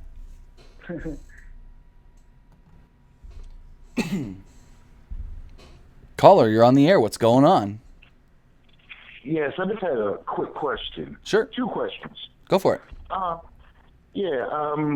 Is what's going on with this ROH and WWE thing? I heard it was dead, then I heard it's going back, that it's back on. They want the library. Exactly what's going on with that? All I know is Pro Wrestling Sheet broke a story about a month or two ago saying that WWE and Ring of Honor were in talks. They were in talks to possibly have WWE buy the company, and WWE would want the tape library because they have so many guys now in the WWE that used to be in Ring of Honor, so they can use all that old footage for DVDs or put it on the WWE network. But then the COO, I think it is, of Ring of Honor, I think he talked to CBS Sports and said that this isn't true, that they're not in talks with WWE. So I don't know what really to believe, because you have one side saying, talks have been going on since August. Then you have another side saying, no, there is no talks. So it's really just you got to believe what you want to believe. Okay, my next question is, what the heck is a House of Horrors match? I have no clue. To be honest, like I said, maybe a cage match with weapons. I have no clue. Or it's going to be some pre-taped thing. Nobody knows. I wish they would do like they did with, I guess it was Triple H and, what was it? It's Stone Cold, and they did that, those 3 matches. They did one with the cage. Remember that? What was it? No Way Out 2001? Maybe 2001. The 3 stages of hell match? Yes. They should do that. That would be great. Right. I'm watching that match now, believe it or not. Nice. All right. Well, I'm still listening to you, and like I said, man, I'm loving the show, man. You should do this after every SmackDown, man. Hey, I've thought about it. Just sometimes other things conflict with it and stuff. Oh, I totally understand that. I got here late.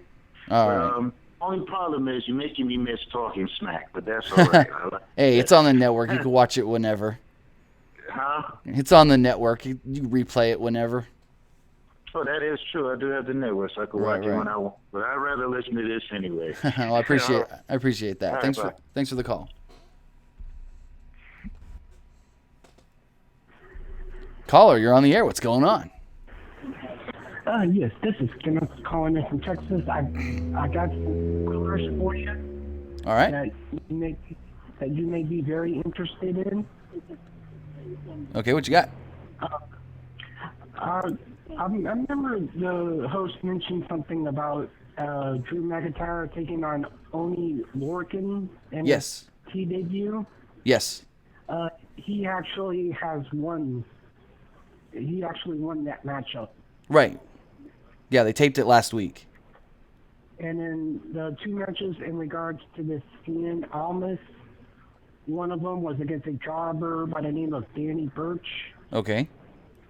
And the other one, he lost to Drew McIntyre. Right, right.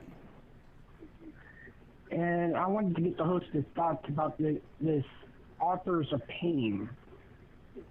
I mean, they're getting better than when they first came. What was it? They showed up last year after TakeOver the End. They've gotten better. I know with the draft, they needed to fast-track guys to NXT on TV. Maybe they weren't quite ready for TV when they first came up.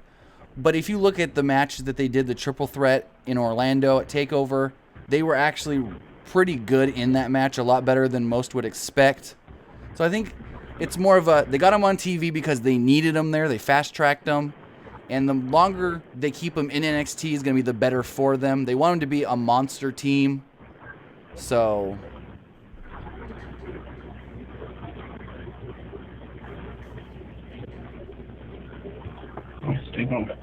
hello? All right, we lost him there. Let's see in the chat. Boss Gamer says Maria Kanellis, no good. Jake Slizius, do you think we will have a Sheamus and Cesaro feud if they lose at Payback, breaking the tag team bond? Is that why Enzo and Cass and the club are still on Raw? I have no clue. They're finally now, like the whole thing when they put them as a tag team, they didn't want to be a tag team. Now over the last month, they've quote unquote kind of become friends. You could do that. I think they'll keep them as a tag team though. Caller, you're on the air. What's going on? I was wondering, do you think Apollo Crews will go to 205 Live? No, Apollo Crews weighs like 240 pounds. Yeah, I know Kalisto's going, but who do you think he's going to be shooting with? I have no clue. I mean, they put him on Raw so they can put him in the Cruiserweight division, and then he can have matches with, Austin Aries, TJ Perkins, Jack Gallagher, any of them really in the Cruiserweight division. Yeah, I was wondering, for NXT, I know, who else do you think is going to come up? I don't, like I said, the only name I've heard is Andrade Cien Almas. They've used other guys on the main roster just as jobber talent, like Oni Lorcan wrestled, I think, last week on 205 Live. But as far as guys being ready, maybe Roderick Strong, maybe bring him up, put him in the Cruiserweight division. Maybe they keep Sanity down there for a couple more months and then bring them up to the main roster. Did we see Sanity breaking up and Eric Young just coming by himself? Not anytime soon. I mean, they could eventually, but the team is good. I think they're good together, and they haven't been together that long. So they really haven't. It's not like they've run their course and people are tired of them. Yeah, true. And I was hearing this rivalry between. There's a rivalry going on between Dolph Ziggler and Shinsuke. As long as it's gonna be true. That's what they started up this week. I know last week after SmackDown Live they had a dark match together, and then this week they started the feud. So that's going to be Shinsuke's first main roster feud is with Dolph Ziggler. How do you think it's going to be? I honestly think Shinsuke and Dolph can have a good match. It's just no one's ever going to believe that Dolph could win. Because when you have a feud, you always want to think, okay, you know who's probably going to come out the victor at the end of the feud or the end of the match or whatever. But it's always good when you think, well, maybe this guy can win or maybe this guy can win. But with Dolph Ziggler, you always know he's going to end up losing in the end. do you think they're like gonna push the Revival on Raw to face the Hardys? I think that match would be awesome. I think they should. They build them up as a strong tag team in the first 2 weeks. Yeah, because after the how do you think the Sheamus and Cesaro versus the Hardys is gonna be? Say that again? How do you think Sheamus and Cesaro versus the Hardys at Payback is gonna be? I think it could be a good match, and I would almost assume the Hardy Boys win it. I don't think they're going to have them lose the titles that quickly. Yeah, because I think they could have them lose and then go to SmackDown. But here's the thing. If you were going to move them to SmackDown, you would have to move them this week because they ain't moving nobody else really until the draft whenever they do it. Oh, well, when are you going to do the draft exactly? I have no clue. If they do it the same time they did last year, it would be June or July. But I think that's too soon with having the Superstar Shakeup this week. And another question. Do you think that, how do you think Alexa Bliss is going to do on Raw? I think she's going to do great. She's probably top 3 female in the entire company. She's one of the better ones on the mic. I think she's, they can push her all the way. And she can take that title from Bayley. But I know they want to do Bayley versus Sasha Banks at SummerSlam. Because I did see that Raw. I saw that they did a heel teasing. Right. Right. Before Alexa Bliss came out there. Yeah. And I think they would have done it if Alexa Bliss didn't come out there. Right. Like I said, the end goal is Sasha turn heel, and they do the match at SummerSlam, Sasha versus Bayley. And another question: do you think that Shinsuke should win the Royal Rumble and face AJ, and then AJ just beats Randy Orton for the title, and then goes on to WrestleMania, and then faces Shinsuke for the title? I mean, they can do that, but a Shinsuke Nakamura AJ Styles match, it could be so good itself, they don't need to put the title on them. They can just have them go out there and have an amazing singles match, and then you can do something else with the championship to help somebody else out. And another question: do you know why they didn't bring AJ to Raw? I honestly don't know. I mean, everything I was hearing was AJ to Raw, and then Monday they brought Bray Wyatt instead. Nobody knows why. It seems like a last-minute move, so. Yeah, so I think Bray Wyatt makes a good addition to Raw. Oh yeah. Because like I was talking about brother the other day. I wanted to see Finn Balor versus Bray Wyatt, now like that's what we're getting. It looks like we're gonna see it. Yep. As long as Finn's not too hurt and out for a while, we don't know how bad the concussion is. Yeah, getting on steroids, he's cracked a light. Oh. I mean, if you listen when the elbow hits, he cracked them. And then if you look at Finn after the match, he's got a big old knot on his forehead from where the elbow hit him. Yeah. Do you think they're gonna suspend Jinder? No. I mean, stuff happens all the time. Yeah. Do you have any status on Kyle O'Reilly?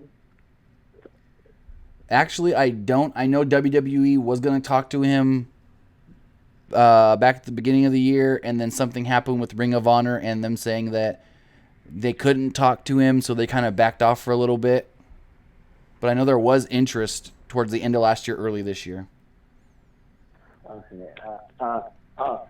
Do you know if do you think this is a good move for the New Day to go to SmackDown? Oh yeah, for sure, because they've beaten everybody on Raw. They beat the club 50 million times. They've beat Cesaro and Sheamus. I mean, the only team they haven't beat are the Hardys, because the Hardys just came in at Mania. I think they'll have good matches with American Alpha and the Usos. Oh yeah. And then Kofi's not supposed to be out too long. Maybe 3-4 weeks, what I've heard. Yeah. Since now Braun Strowman and Bray Wyatt are saying Brian again, do you think that they're gonna feud them? Not feud them with each other, but put them back together? I don't see that happening. Vince McMahon really wants to push Braun Strowman as a super monster heel main eventer, and if you were to put him back with Bray, that would kind of just kill all the momentum he has. I think Bray is a good singles person, on his own. Right. But then, everybody's saying is, what about Eric Rowan? Because you can't leave him by himself because he's just gonna fall apart.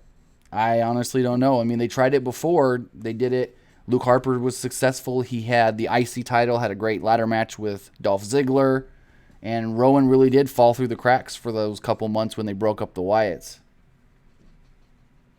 Yeah, because now they're doing this little Luke Harper, they're doing a little Luke Harper face run, but Right. they could end that because they could, right now, they could put Eric Rowan and Luke Harper back together and put him as a tag team. They do need another tag team on SmackDown. Yeah, they could do that. Yeah, I don't see that. I don't see that like out of the realm of possibilities. That's something I could really see happening. Yeah, because they don't got enough for Eric Rowan, and then they could because Eric Rowan, like Luke Harper is he can be a breakout star. Oh, Luke Harper can be an amazing U.S. champ, Intercontinental champion for sure. Yeah. But I think he should have got switched to Raw though. Right.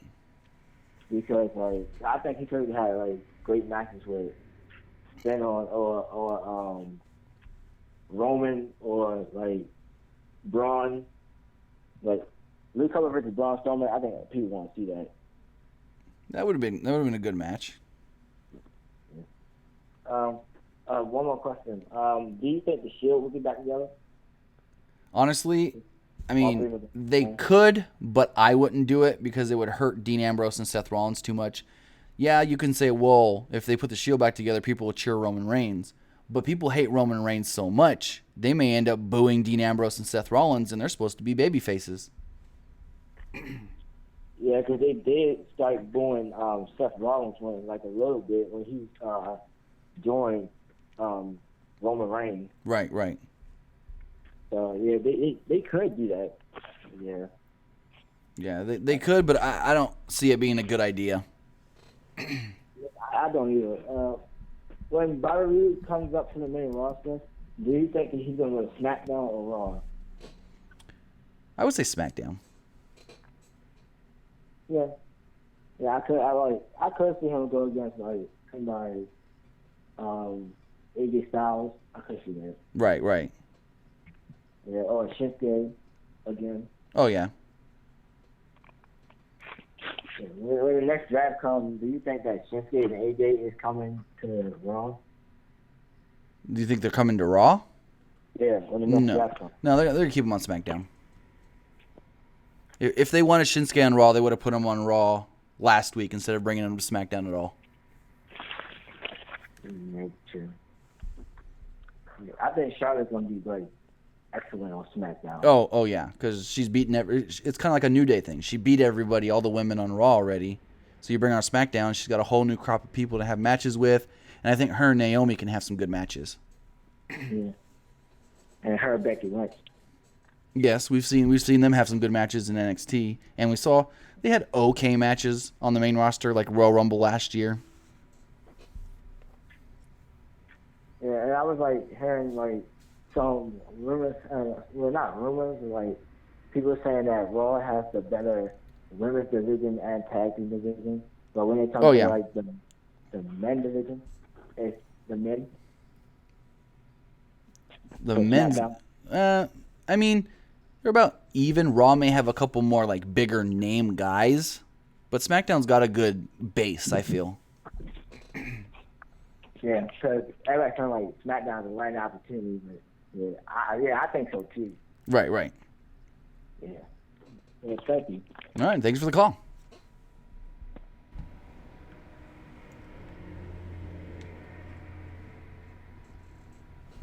All right, let's see what you guys talk about in the chat. All right, we're going to check the chat out. We'll take some more calls here in a little bit. All right. Frankie J. Payne, is it rumored that the draft is going to be after SummerSlam? I would want it to be after SummerSlam, maybe a month or so after SummerSlam.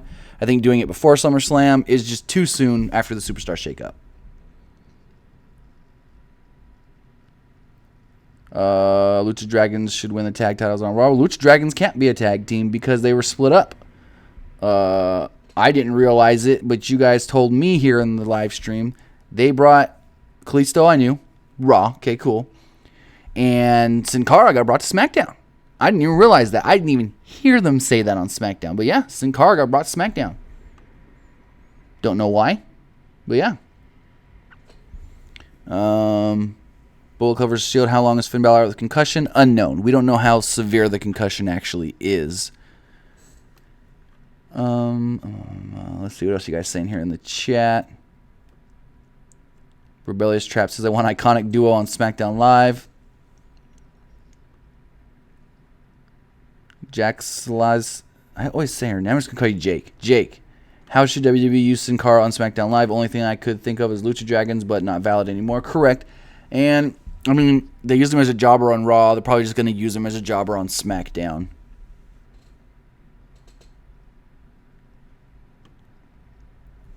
Let's see. You guys talk about Charlotte and Alexa Bliss. Jay Smoove. Could they do a draft in June or July where people who are not switched are only eligible? Okay, they could, but I don't see that being kind of legitimate, I guess. Because if you want to do a draft, you want it to where anybody can go. Take another call here. Caller, you're on the air. What's going on? I have two other quick questions for you. Go for it. Do you know anything about the Big Show and Mark Henry? Them two doing anything? I know Mark Henry and Big Show both said that this is probably their last WrestleMania. Big Show did an interview with Sam Roberts over Mania weekend saying, I think, if I heard him correctly, his current contract expires in February, and then he'll probably sign some sort of Legends deal or some ambassador thing. And as far as Mark Henry, like I heard the same thing. This is his last year, his last WrestleMania, and then he's probably going to retire. I have a feeling they should do a last match between them two. That could be good. They did good when they were feuding with the WWE World Heavyweight Championship on SmackDown back in 2011. They had some good matches against each other. And then that just went a whole another direction. Right. What about Kane? Kane actually announced today that he is running for, what is it, mayor or governor in his hometown, Knox County. So by this time next year, we will know if Kane's going to be a governor. I think it's governor, mayor. It's a mayor. Kane's running for office, so he's going to be gone for a long time. I don't know if he wants to come back, when he's going to come back, if he's going to come back. So we're going to have to see what happens with his campaign. Oh, so if those two guys sign a legend deal, who do you think is going to take their place as a wrestling star? Well, I mean, you got Braun Strowman there that can be like the next big monster giant. And as far as taking over from Mark Henry, there's nobody like Mark Henry on the main roster right now. So I don't see anybody there that can really fill the Mark Henry spot. But at the same time, it's not like they've been doing anything with Mark Henry or that they really need another character like that. They can always bring somebody that's not in the company in now. It's just that they don't really need. If they really needed somebody like that, they'd be pushing Mark Henry now. Yeah, that's true. Did you see last Monday when Vince announced the Superstar Shakeup? Did you notice his face was like kind of pale? Oh yeah. Well, he's up there in age. He's like 70-something years old. No, I understand that, but you will obviously see he's in so much stress trying to run a global-wide company like this. Vince will stay in charge of WWE until he's told like that he can't anymore. Like until doctors tell him he can't be on the road or that he literally shouldn't be, working or he needs to be at home full time. He'll be there till the day he dies. I mean, Triple H has said it, and Triple H has said it just within the last couple of months. Vince wakes up at 2, 3 in the morning to go to the gym. That's crazy. Yeah. As I mean, he said it's the only time he's got to go to the gym. Like Triple H, he works out at midnight because it's the only time he's got. Yeah, that's true. Most of these wrestling stars got like 12 to the next day, probably. Right, and Triple H even more because not only is, around Mania time he's wrestling and stuff, but then he's got to be an executive and got to help run the company as well. Yeah, that's too. Have you heard about them bringing in like a few UFC stars or anything? I think they tried to talk to Conor McGregor to do something at Mania, and they couldn't come up on the money. Other than that, I haven't heard nothing. I heard around this time last year, around Mania time, they were gonna bring in a female UFC star.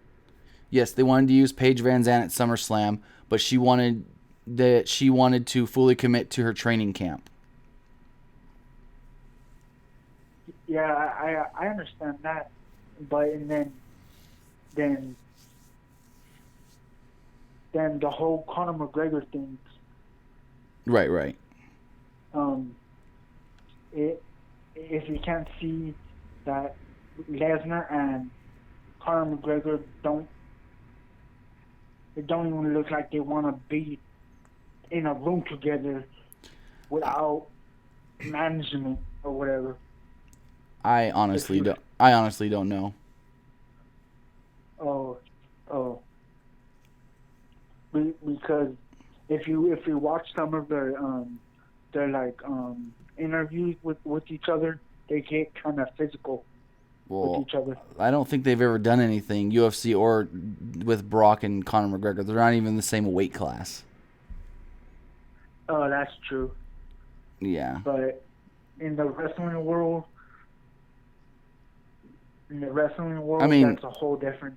I mean, we had Floyd Mayweather versus Big Show, so. Oh yeah, that's true. That was WrestleMania 24. Mayweather broke Big Show's nose. And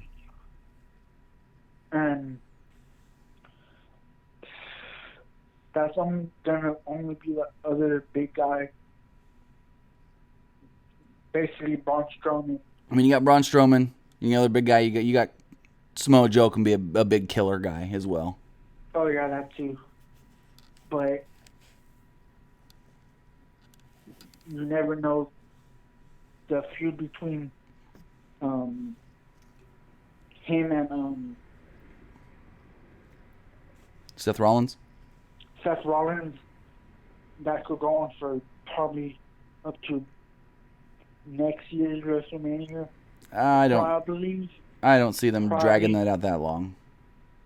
Or at least before WrestleMania, like Hell in a Cell probably will stop or whatever.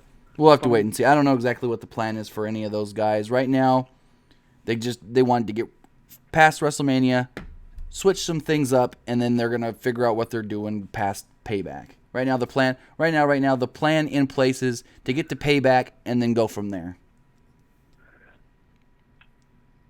Have you heard anything about the whole Lesnar deal with him and WWE? As far as him holding the championship? The Universal Champion? He's the champ. Yeah. He's going to come in, work every couple months, just like when he was the champ last time. He's not going to work every pay-per-view. He's not going to be on every Raw, just when his dates coincide when they want to use him. He'll work the big shows, and he'll work SummerSlam, he'll work Survivor Series, Royal Rumble, WrestleMania, and then maybe a couple here and there pay-per-views. Have you heard the rumors that they might make a match between him and Nakamura? Probably. I haven't heard that. I've been hearing it from other wrestling sources that I watch on YouTube. I mean, they're not even on the same roster. That's true. So. But in the WWE world, anything's basically possible. Anything's possible, but they've really been keeping consistent with SmackDown guys, Raw guys, Yeah. Raw guys. That's true. Yeah. They're keeping it just to their specific brands. Exactly. We want to say thank you for the call and have a great night. You too.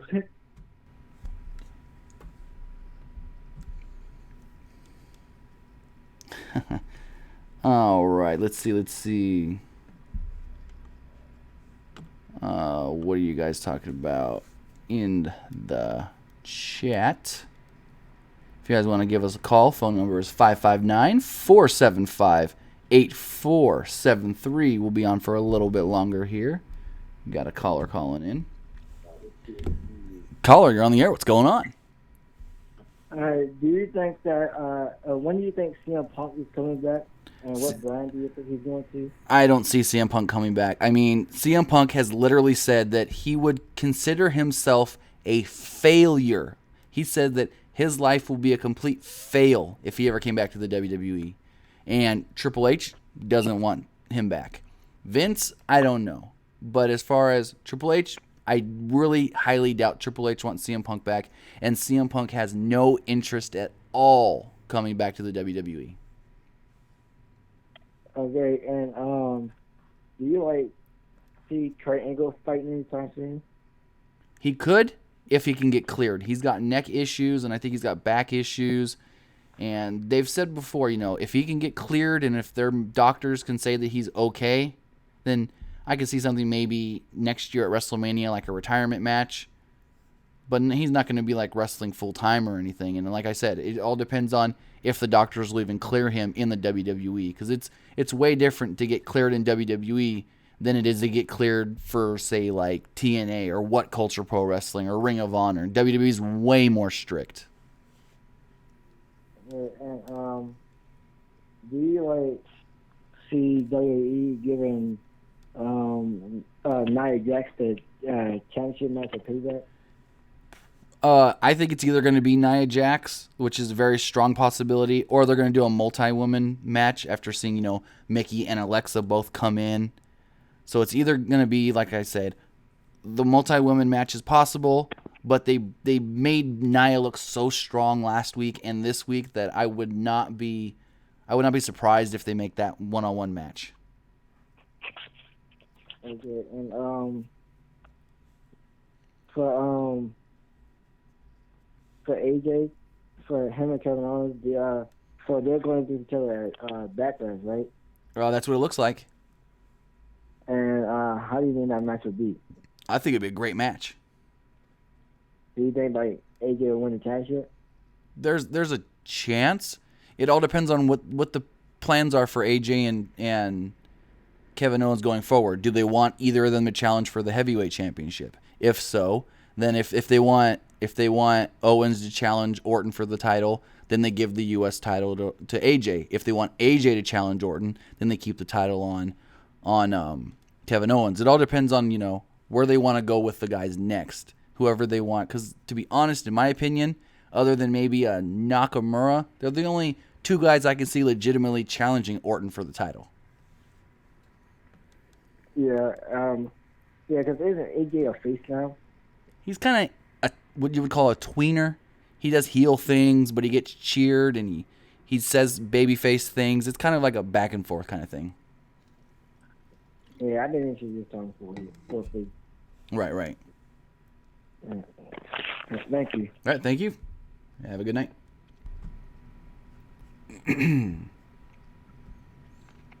All right. The guy says bye in the chat. Well, have a good night, guy. Stop the one. What state do you want WrestleMania to return? 35, 36, 37. It all really depends. For WrestleMania, it's you have X amount of cities that want WrestleMania. Say Minnesota. You have Minneapolis. And then you go to Philadelphia. And then they're going to bid. They're going to tell WWE, we'll give you this if you come to our city. Or we'll give you this and this if you come to our city. It's more of a what kind of a deal, who's going to offer WWE the better deal? I know they really liked when they were in California, in San Francisco area. I know they are interested to see the new stadium being built in Los Angeles for the Rams and the Chargers. And I mean, when that new stadium gets built for the Raiders in Vegas, maybe they can go do a WrestleMania in Vegas. It just all depends on which city offers them the best deal as far as, we'll give you this and we're not going to charge you for this like you should be charged or like you would normally be charged. All right, Linux Pie is asking, could the Shield reunite at Survivor Series? I mean, anything's possible, but I wouldn't do it. Henry Danger, I'm from Portland, and they won't do Portland. Well, there's no big stadium in Portland. Henry Danger, Seattle. I mean, they could.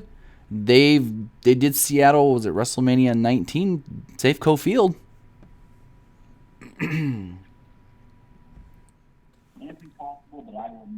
Caller, you're on the air. What's going on? Hey Tim, hold on, let me pause or mute this. I just want to say I'm a big fan. Keep up the good work. Thank you. I got a few questions for you. Go for it. So now that Kevin Owens is on SmackDown, what about this new group, Evolution 2.0 or whatever? That's the big question. They're just dumping it, I guess. You've got Triple H, who we haven't seen since WrestleMania, and I haven't heard of them wanting to do anything with Triple H after WrestleMania. And then you've got Samoa Joe staying on Raw. So even if you wanted to keep them together, they're split up now. So honestly, it looks like they've just said, screw it, we're not doing it anymore. And I know a long time ago, because I've been watching it for a while, back late 2016, you said that Enzo and Cass were going to win the titles at WrestleMania, and obviously that didn't happen. So do you see them winning? Because they're not really doing much with them, obviously. And I thought they were going to go SmackDown. But do you think they have plans for them in the future, even to win the tag titles or a big push or something? I mean, in all honesty, if the Hardys didn't come in at WrestleMania, Enzo and Cass were most likely getting the titles then. Right. But now that the Hardys are there, it's kind of like how long do you keep the titles on the Hardy Boys? How long, and not even how long do you keep them on it, how long does it work with them holding the tag titles before, the crowd's just like, yeah, we like the Hardys, but let's give somebody else a chance with the titles. That's where it's going to all come down to. How long are the crowds going to be invested in the quote-unquote Hardy Boys? Yeah, and do you think they're going to be broken anytime soon? That is unknown. It all depends on, if Matt gets the rights to the gimmick, if TNA still has it. It's up in the air, and there's nothing new that's come out about this since really right before WrestleMania. Right. One more question? Sure. Or maybe one more. Do you collect figures? Not really. I get the figures that you get in the Slam Crate. I've got a couple of those. That's about it. All right. I think that's all I got. All right. So, thank you, Tim. Have a nice day. Thank you for the call. Have a good night. You too. All right, Enrico saying that Bray's going to win the title because Brock's off TV. No. Remember when Brock was champion before? Brock Lesnar was champ for almost a year. And how long was he off TV? Months at a time. So just because he's the champion now and he's not going to be on TV for a while doesn't mean he can't keep the title. I mean, they did it before.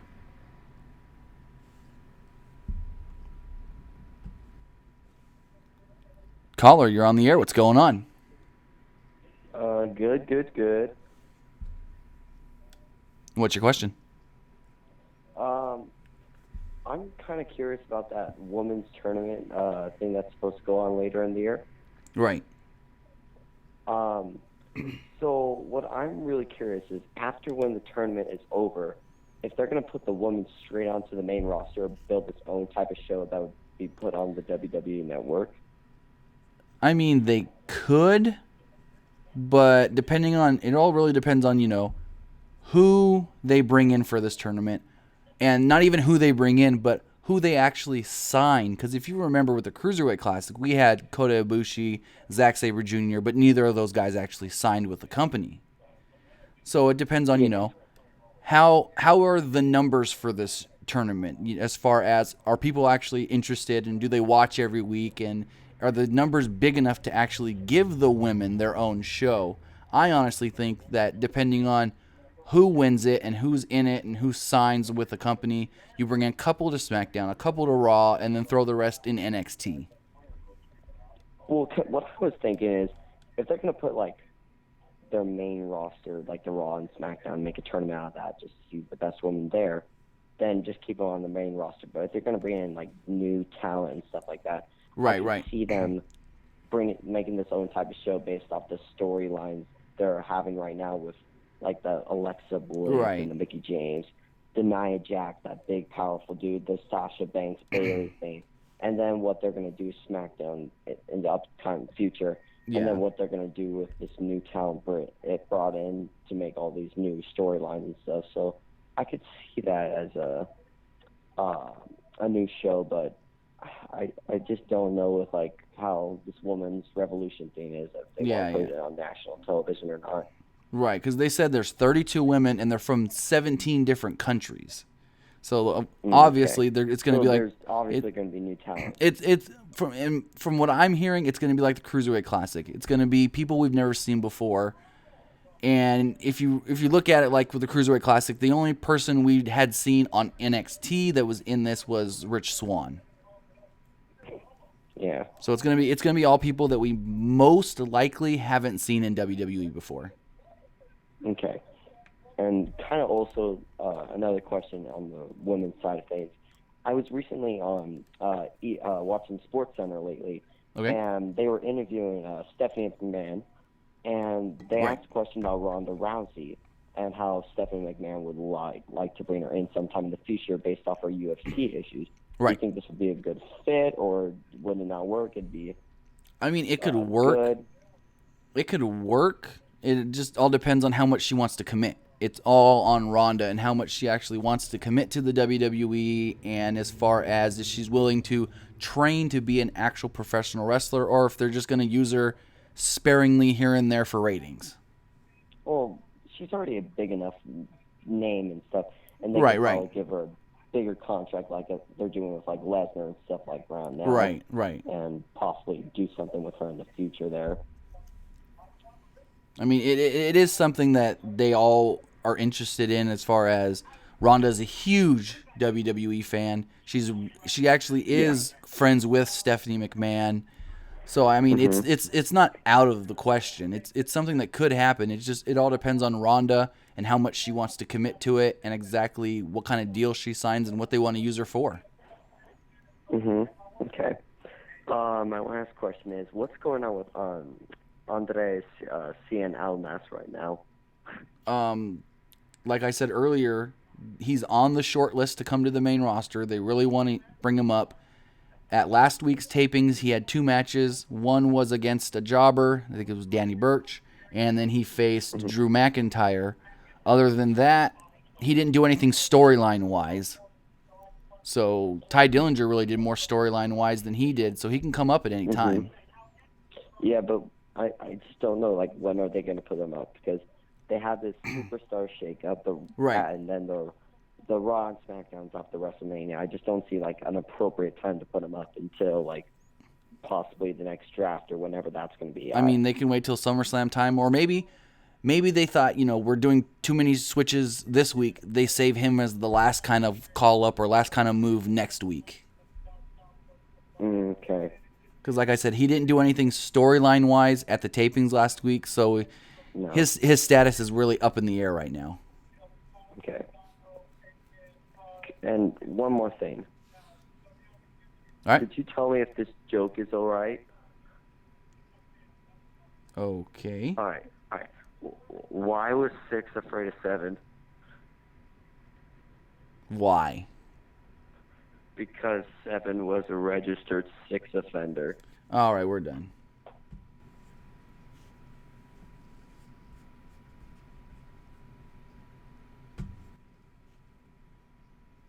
Caller, you're on the air. What's going on? Hey, how you doing, Tim? What's going on? One quick question.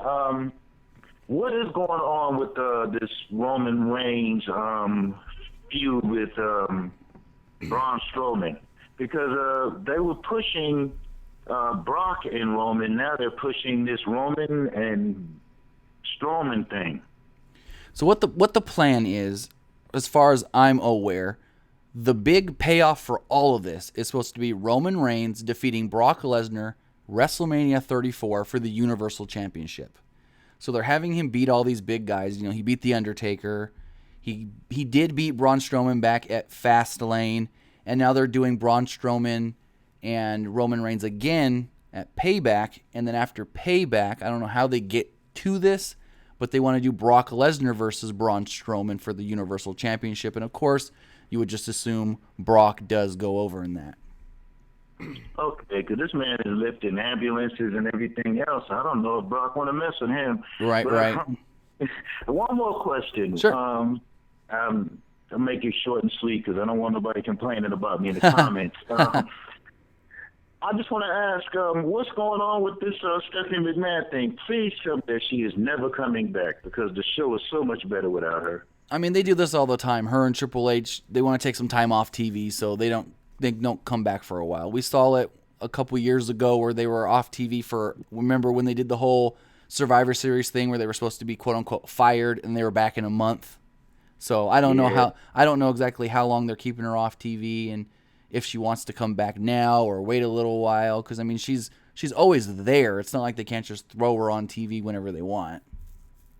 And I'm like this. She just went through a table. I mean, the Hardys go through a table once a week, right? And they come back the next day. So exactly. They won 2 titles. They won 3 major titles in 1 week and went through a table match in both of them. So I don't understand what's going on. But hopefully she'll stay gone. If not, somebody set up another table on the side of the ring when she comes back. Right. I mean, Kurt Angle by himself is great. All right. Bye, Tim. Have a good night. Thanks for the call.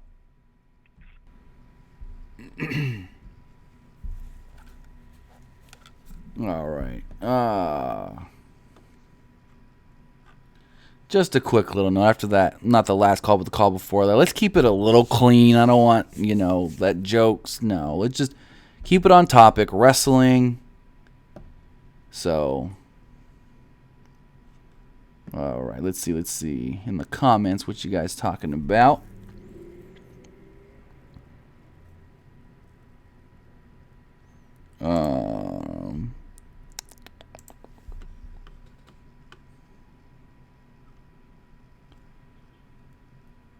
Jay Fly's asking about, Payback being guys from both Raw and SmackDown, and what it really is. I don't know. I understand Jericho and Kevin Owens, because that was a Raw thing already. But to do a WWE title match, a SmackDown title match, that really just, to me, is kind of out of left field and doesn't make sense. I understand they want to finish off the Bray Wyatt, Randy Orton thing, but hey, it's what they're doing. It's making me kind of want to go. Jay Fly's asking about... Caller, you're on the air. What's going on? Guys from both Raw and SmackDown, and what it really is, I don't know... Hello? Hello? I understand... Sorry, this is the wrong number. I called the wrong number. Sorry. Hello? Hello, this is Superstar Shakeup. Yeah. Can you turn the audio down in your background? Yes. Thank you for that. Okay. Yeah, what's your question? So I think. So my question is, do you think that AJ Styles is good? Do I think AJ Styles is good? Yeah. I think AJ Styles is one of the top 2, 3, if not the top wrestler in the world right now.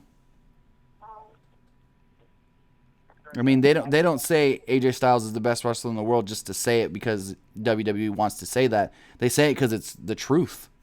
I mean, who's really better than AJ Styles? Kenny Omega, Okada, Nakamura? Mm-hmm.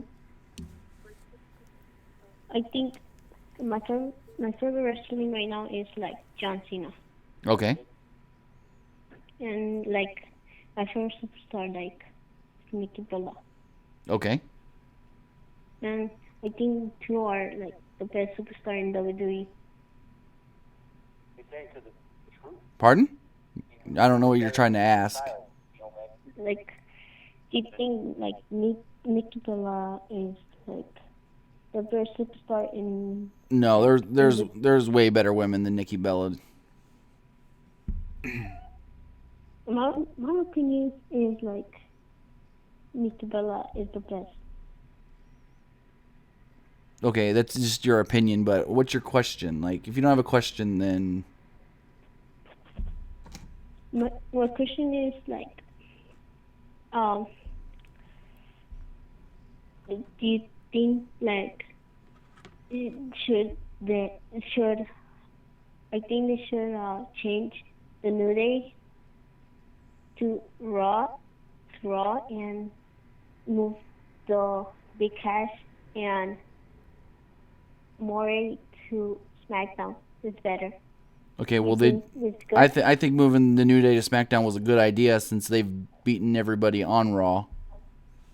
We've already talked about this. Oh, it's because I already got here. Like Gotcha. I was doing something else, and then I got in All the right. page. All right, well, thank you for the call. Have a great night. Okay, thank you. Bye.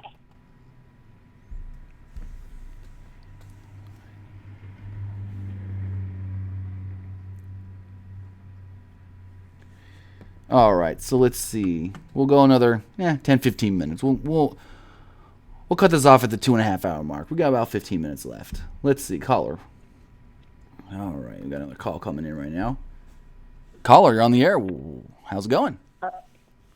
Good, thank you. My question was, would AJ Styles be the babyface for a while so Shinsuke Nakamura could develop? Because they tried to push Chris Masters once too early, and now he's not even wrestling for them anymore. You can't really compare Nakamura and Chris Masters because the whole thing is Chris Masters was virtually almost unknown when he first came to WWE. Nakamura is world known. He's been in NXT for a year, so technically it's like comparing apples to oranges. Nakamura is already an established star, and Masters was really almost a nobody at the time. So my other question was, so if Roman Reigns can't be the babyface, who would be the babyface? Well, I mean, they wanted to be the babyface, but if you watch Raw, everyone's cheering Braun Strowman. That's not how WWE would, want it to go, but that's just how it's going. All right, thank you. Thank you. Have a good night.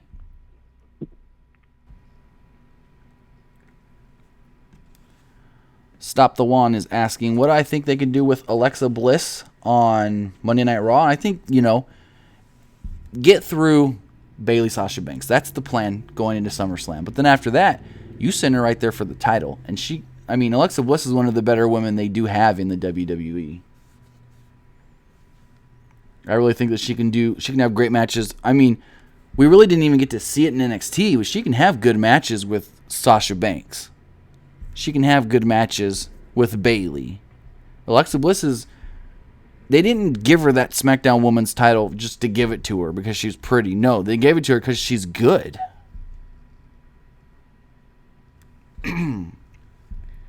Lennox Pie is saying, you think AJ Lee is going to return? I don't think she's interested in coming back right now. You never say never in pro wrestling.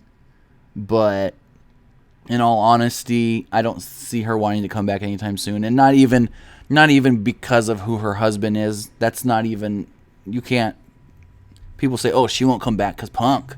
If she really wanted to come back, she'd come back. But I think right now she's got her book. She's doing the book tour. She's happy with just being at home and being, I guess you can say, retired, if you want to call it that. Bullet Clover Shield says, which brand do you see Asuka going to after she's done with NXT? I really think they should put her on SmackDown. I think Asuka would be good on SmackDown.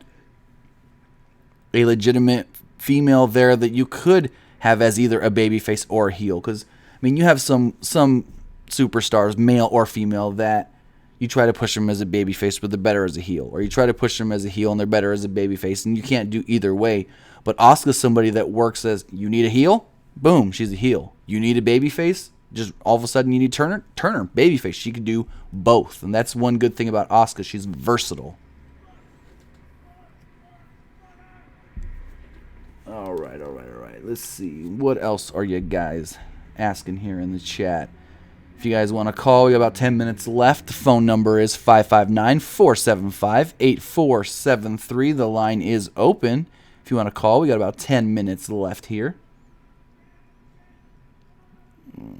Speedo Canella is saying, do you know any women WWE is interested in? I know there's interest in Shayna Baszler. That's one name I have heard. She's done tryout, and she's actually just been brought into the Performance Center to do some training. I think there was another name I heard recently, but now it's slipping my mind. It was a female from Japan. She actually just came in for a tryout. The name's slipping my mind now, though.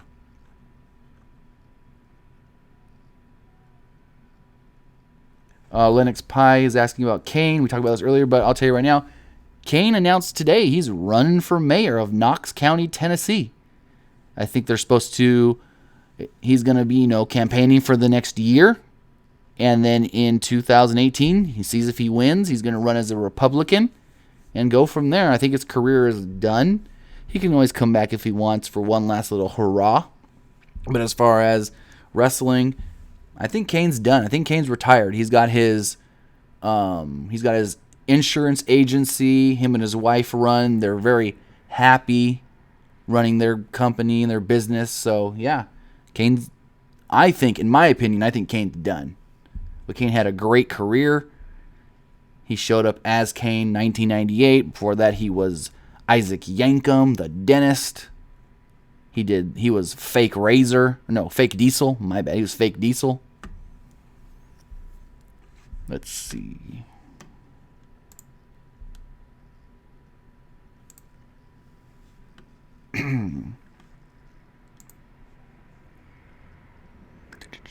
But yeah, hey, if that's all we got, then we'll end it here.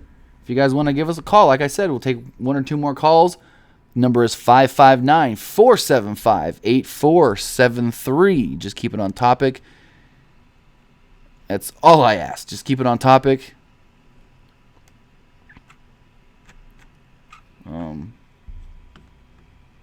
Robert Cathy is saying, is Ember Moon going to be called up soon? I think she could be. I mean, if they don't want to take the title off of Asuka, but they want to bring somebody up from NXT, Ember Moon would be the perfect person to do. Ember Moon is probably the one other than Asuka that is ready. I know some say Billie Kay and Peyton Royce are ready. Give them a little more time in NXT. It wouldn't hurt them. Rebellious Trap, what do you think Tamina will be doing on SmackDown Live? I really hope that she's not somebody's bodyguard, because that's all she's really ever been on the main roster. I mean, she came in with the Usos, and they kind of tried to push her as the female Jimmy Snuka, and then she was AJ Lee's bodyguard, and then she was Naomi's bodyguard. So I really just hope that she can be a singles superstar. Caller, you're on the air. What's going on? Hi. Do you think Kurt Angle will be wrestling again? I meant Mick Foley. Mick Foley? No, Mick Foley's done wrestling. Mick Foley is actually next week, I think it might be. Either next week or the following. He's having hip replacement surgery. Yeah, Mick Foley, if you saw anything he did as he was general manager, he was very, very careful at everything he did. He's not even allowed to take bumps. But why did Stephanie McMahon fight Mick Foley? I mean, it's all storyline. Foley told the WWE, I'll come in and I'll be this general manager. It's not going to be forever. I'm eventually having hip surgery. Once he found out the date for his hip surgery and they knew, okay, you're having your hip surgery mid to late April, so before that, we need to storyline fire you to get you off TV. They brought Kurt Angle in now as his replacement, and Foley's going to have hip surgery. You think Triple H will be wrestling soon? I mean, he can maybe have a match at SummerSlam or something, but if you look over the last couple years, he's just doing Mania matches. But isn't he working for NXT too? Triple H is in charge of NXT. Like Vince has final say of Raw and SmackDown. Triple H has the final say of NXT. Oh. All right. All right. Thank you for the call. Have a great night. You too. All right. Kevin Sakion, do you think after having Drew McIntyre in NXT after a while, would it be a good idea to have him on the main roster? If so, what do you think they would have plans for him on the main roster? I really think he should stay in NXT for a good amount of time. Maybe a year-ish or so. Because, I mean, look where he was last time he was on the main roster. He was in 3MB. Then he went all around the world, well, mainly in the States and the UK, and he reinvented himself, and he made himself a legit star. And I believe Triple H saw that, and that's why they brought him back in. Yes, they may have also brought him back in because the UK scene's getting hot, and they don't want some big company like the World of Sport to sign him. But that's beside the point. I think Triple H saw what he did outside of WWE and signed him for NXT. That way Triple H can develop him, and then once, Triple H says, okay, we've done what we need to do with this guy now we can bring him back to the main roster. He's been rehabbed. He's been, I guess, refurbished, rebuilt, as Seth Rollins would say. And NXT is the right place for him right now. I can't say how long to keep him down there, but keeping him down there for 6, 12 months wouldn't be bad. Wouldn't be bad at all. Sasha Banks says, Ember Moon next NXT Women's Champion. I honestly thought Ember Moon should have got the title at TakeOver Orlando. Excuse me. Lennox Pie, would John Cena return to Raw? It's possible. It's very possible. Sasha Banks, Sexy Star debut in WWE Women's Tournament? No. Sexy Star is actually trying to work on a boxing career. I don't see her coming to WWE ever. Sasha Banks says, Bayley versus Sasha Banks versus Nia versus Mickey versus Alexa at Payback. That's very possible that they do a multi-woman's match. The DWA show says, Ember Moon is from my local indie wrestling in Texas. The show called Metroplex Wrestling, and she was called Athena. Pretty cool to watch her in NXT. Yes, I believe she was actually trained at Booker T's school. That's what I know. I know she had done some things there. I don't know if that's where she got all of her training, but I know she did train at Booker T's school. Let's see. Spencer T, do you think WWE will have Kenny Omega with the company by WrestleMania 34? It's possible. He re-signed with New Japan Pro Wrestling, I believe. I know he wanted to try and work out a deal in late February, early March. He only wanted to sign a 1-year deal.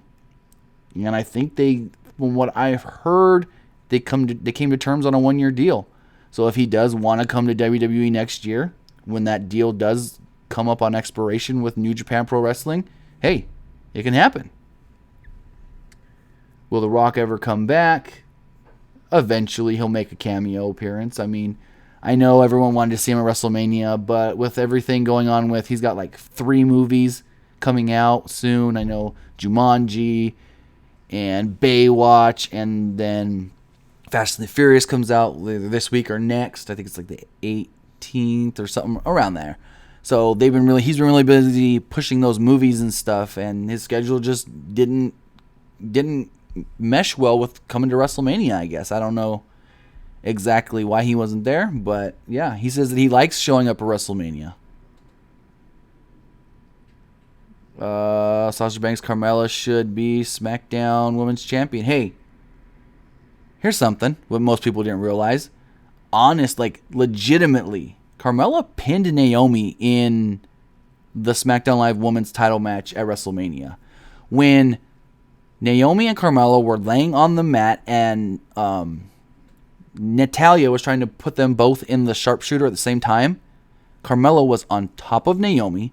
Naomi's shoulders were down on the mat. And then, they laid there for a good 10 seconds. The ref could have counted 1, 2, 3, all the way to 10. Carmella should be the champ. And I thought they were going to play that up tonight on SmackDown, but they didn't. But yeah, I really think that I don't see Carmella as the champion, at least not now. But she's good on the mic, and she's not horrible. She's not bad in the ring, and she's obviously getting better.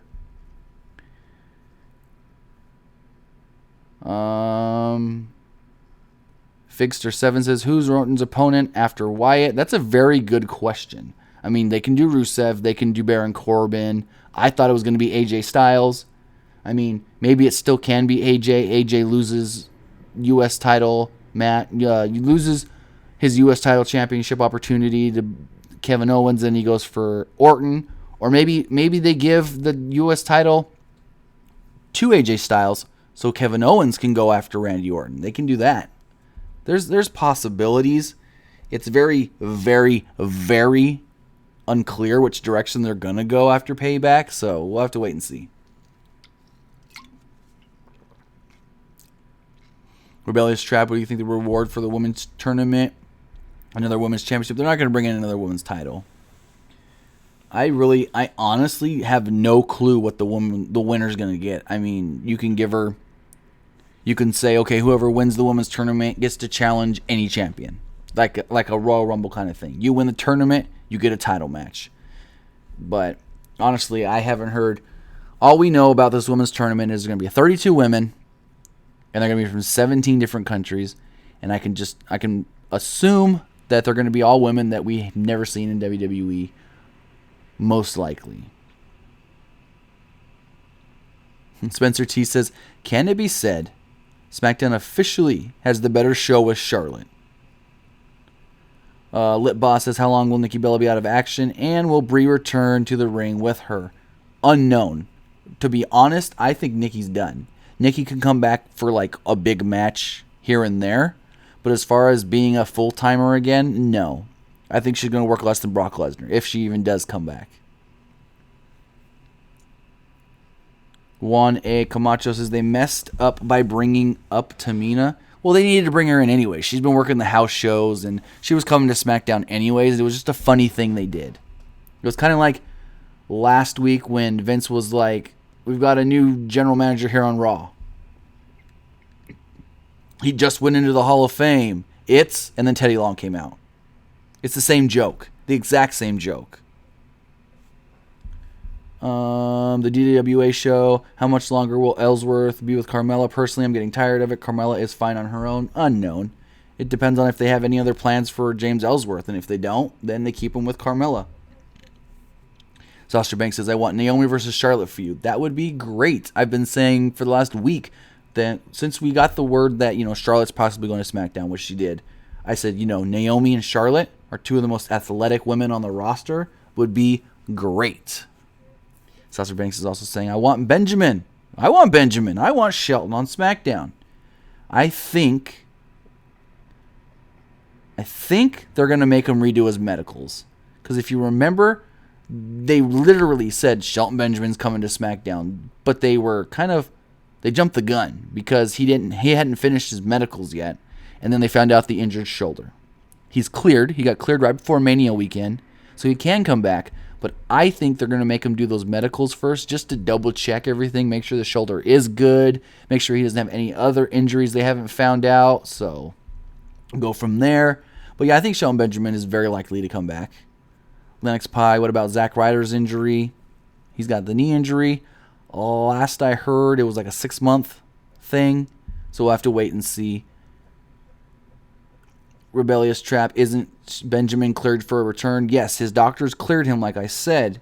But that doesn't mean that WWE is just going to throw him out there. I think because of what happened last time with them finding the injury, they're going to be even more cautious, and they're going to make him... they could just throw him out there. This is just what I think WWE could do, and have him do more medicals and then bring him in just to double check. Make sure everything's on the up and up. So, Crayman, I heard a rumor. I don't know if it's true. I heard that The Undertaker will return as a... No. That's literally rumor fantasy booking. people are all like, oh, yeah, they killed the dead man, but he can come back as the American Badass. He's reincarnated himself. No, that Undertaker leaving his hat, his gloves, his coat in the ring at Mania, and then, as AJ Lee would say, melting into the stage, that was all because he's done. At least he believes that he's done. Spencer T says, Wyatt broken Matt storyline. Maybe they can do it if Matt's ever going to be broken in WWE, and that is something we don't know. We don't know if Matt will be broken in WWE again. Or not again, but ever, because he hasn't been broken in WWE yet. And then here's the other question. If they eventually just say, you know what, we're never doing the broken gimmick, does Matt take that streak out of his hair?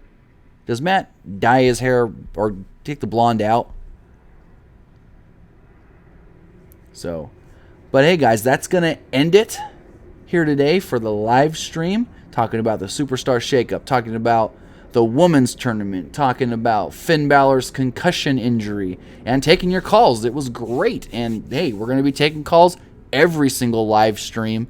So again, thank you. If you guys would like to help us out, you can do so at gawkbox.com/PWUnlimited.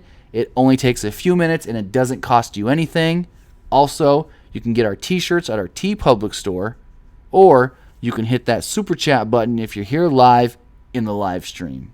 But thank you guys for joining us here tonight. We had another 2.5 hour live stream. We took your calls, and thank you. You can always follow us on Facebook, Instagram, Twitter, where we post all of our latest updates. So, again, thank you guys for joining us here tonight. I appreciate it. And we'll be live again Friday, maybe Friday morning. It might be Friday night because I think I have something coming up Friday morning.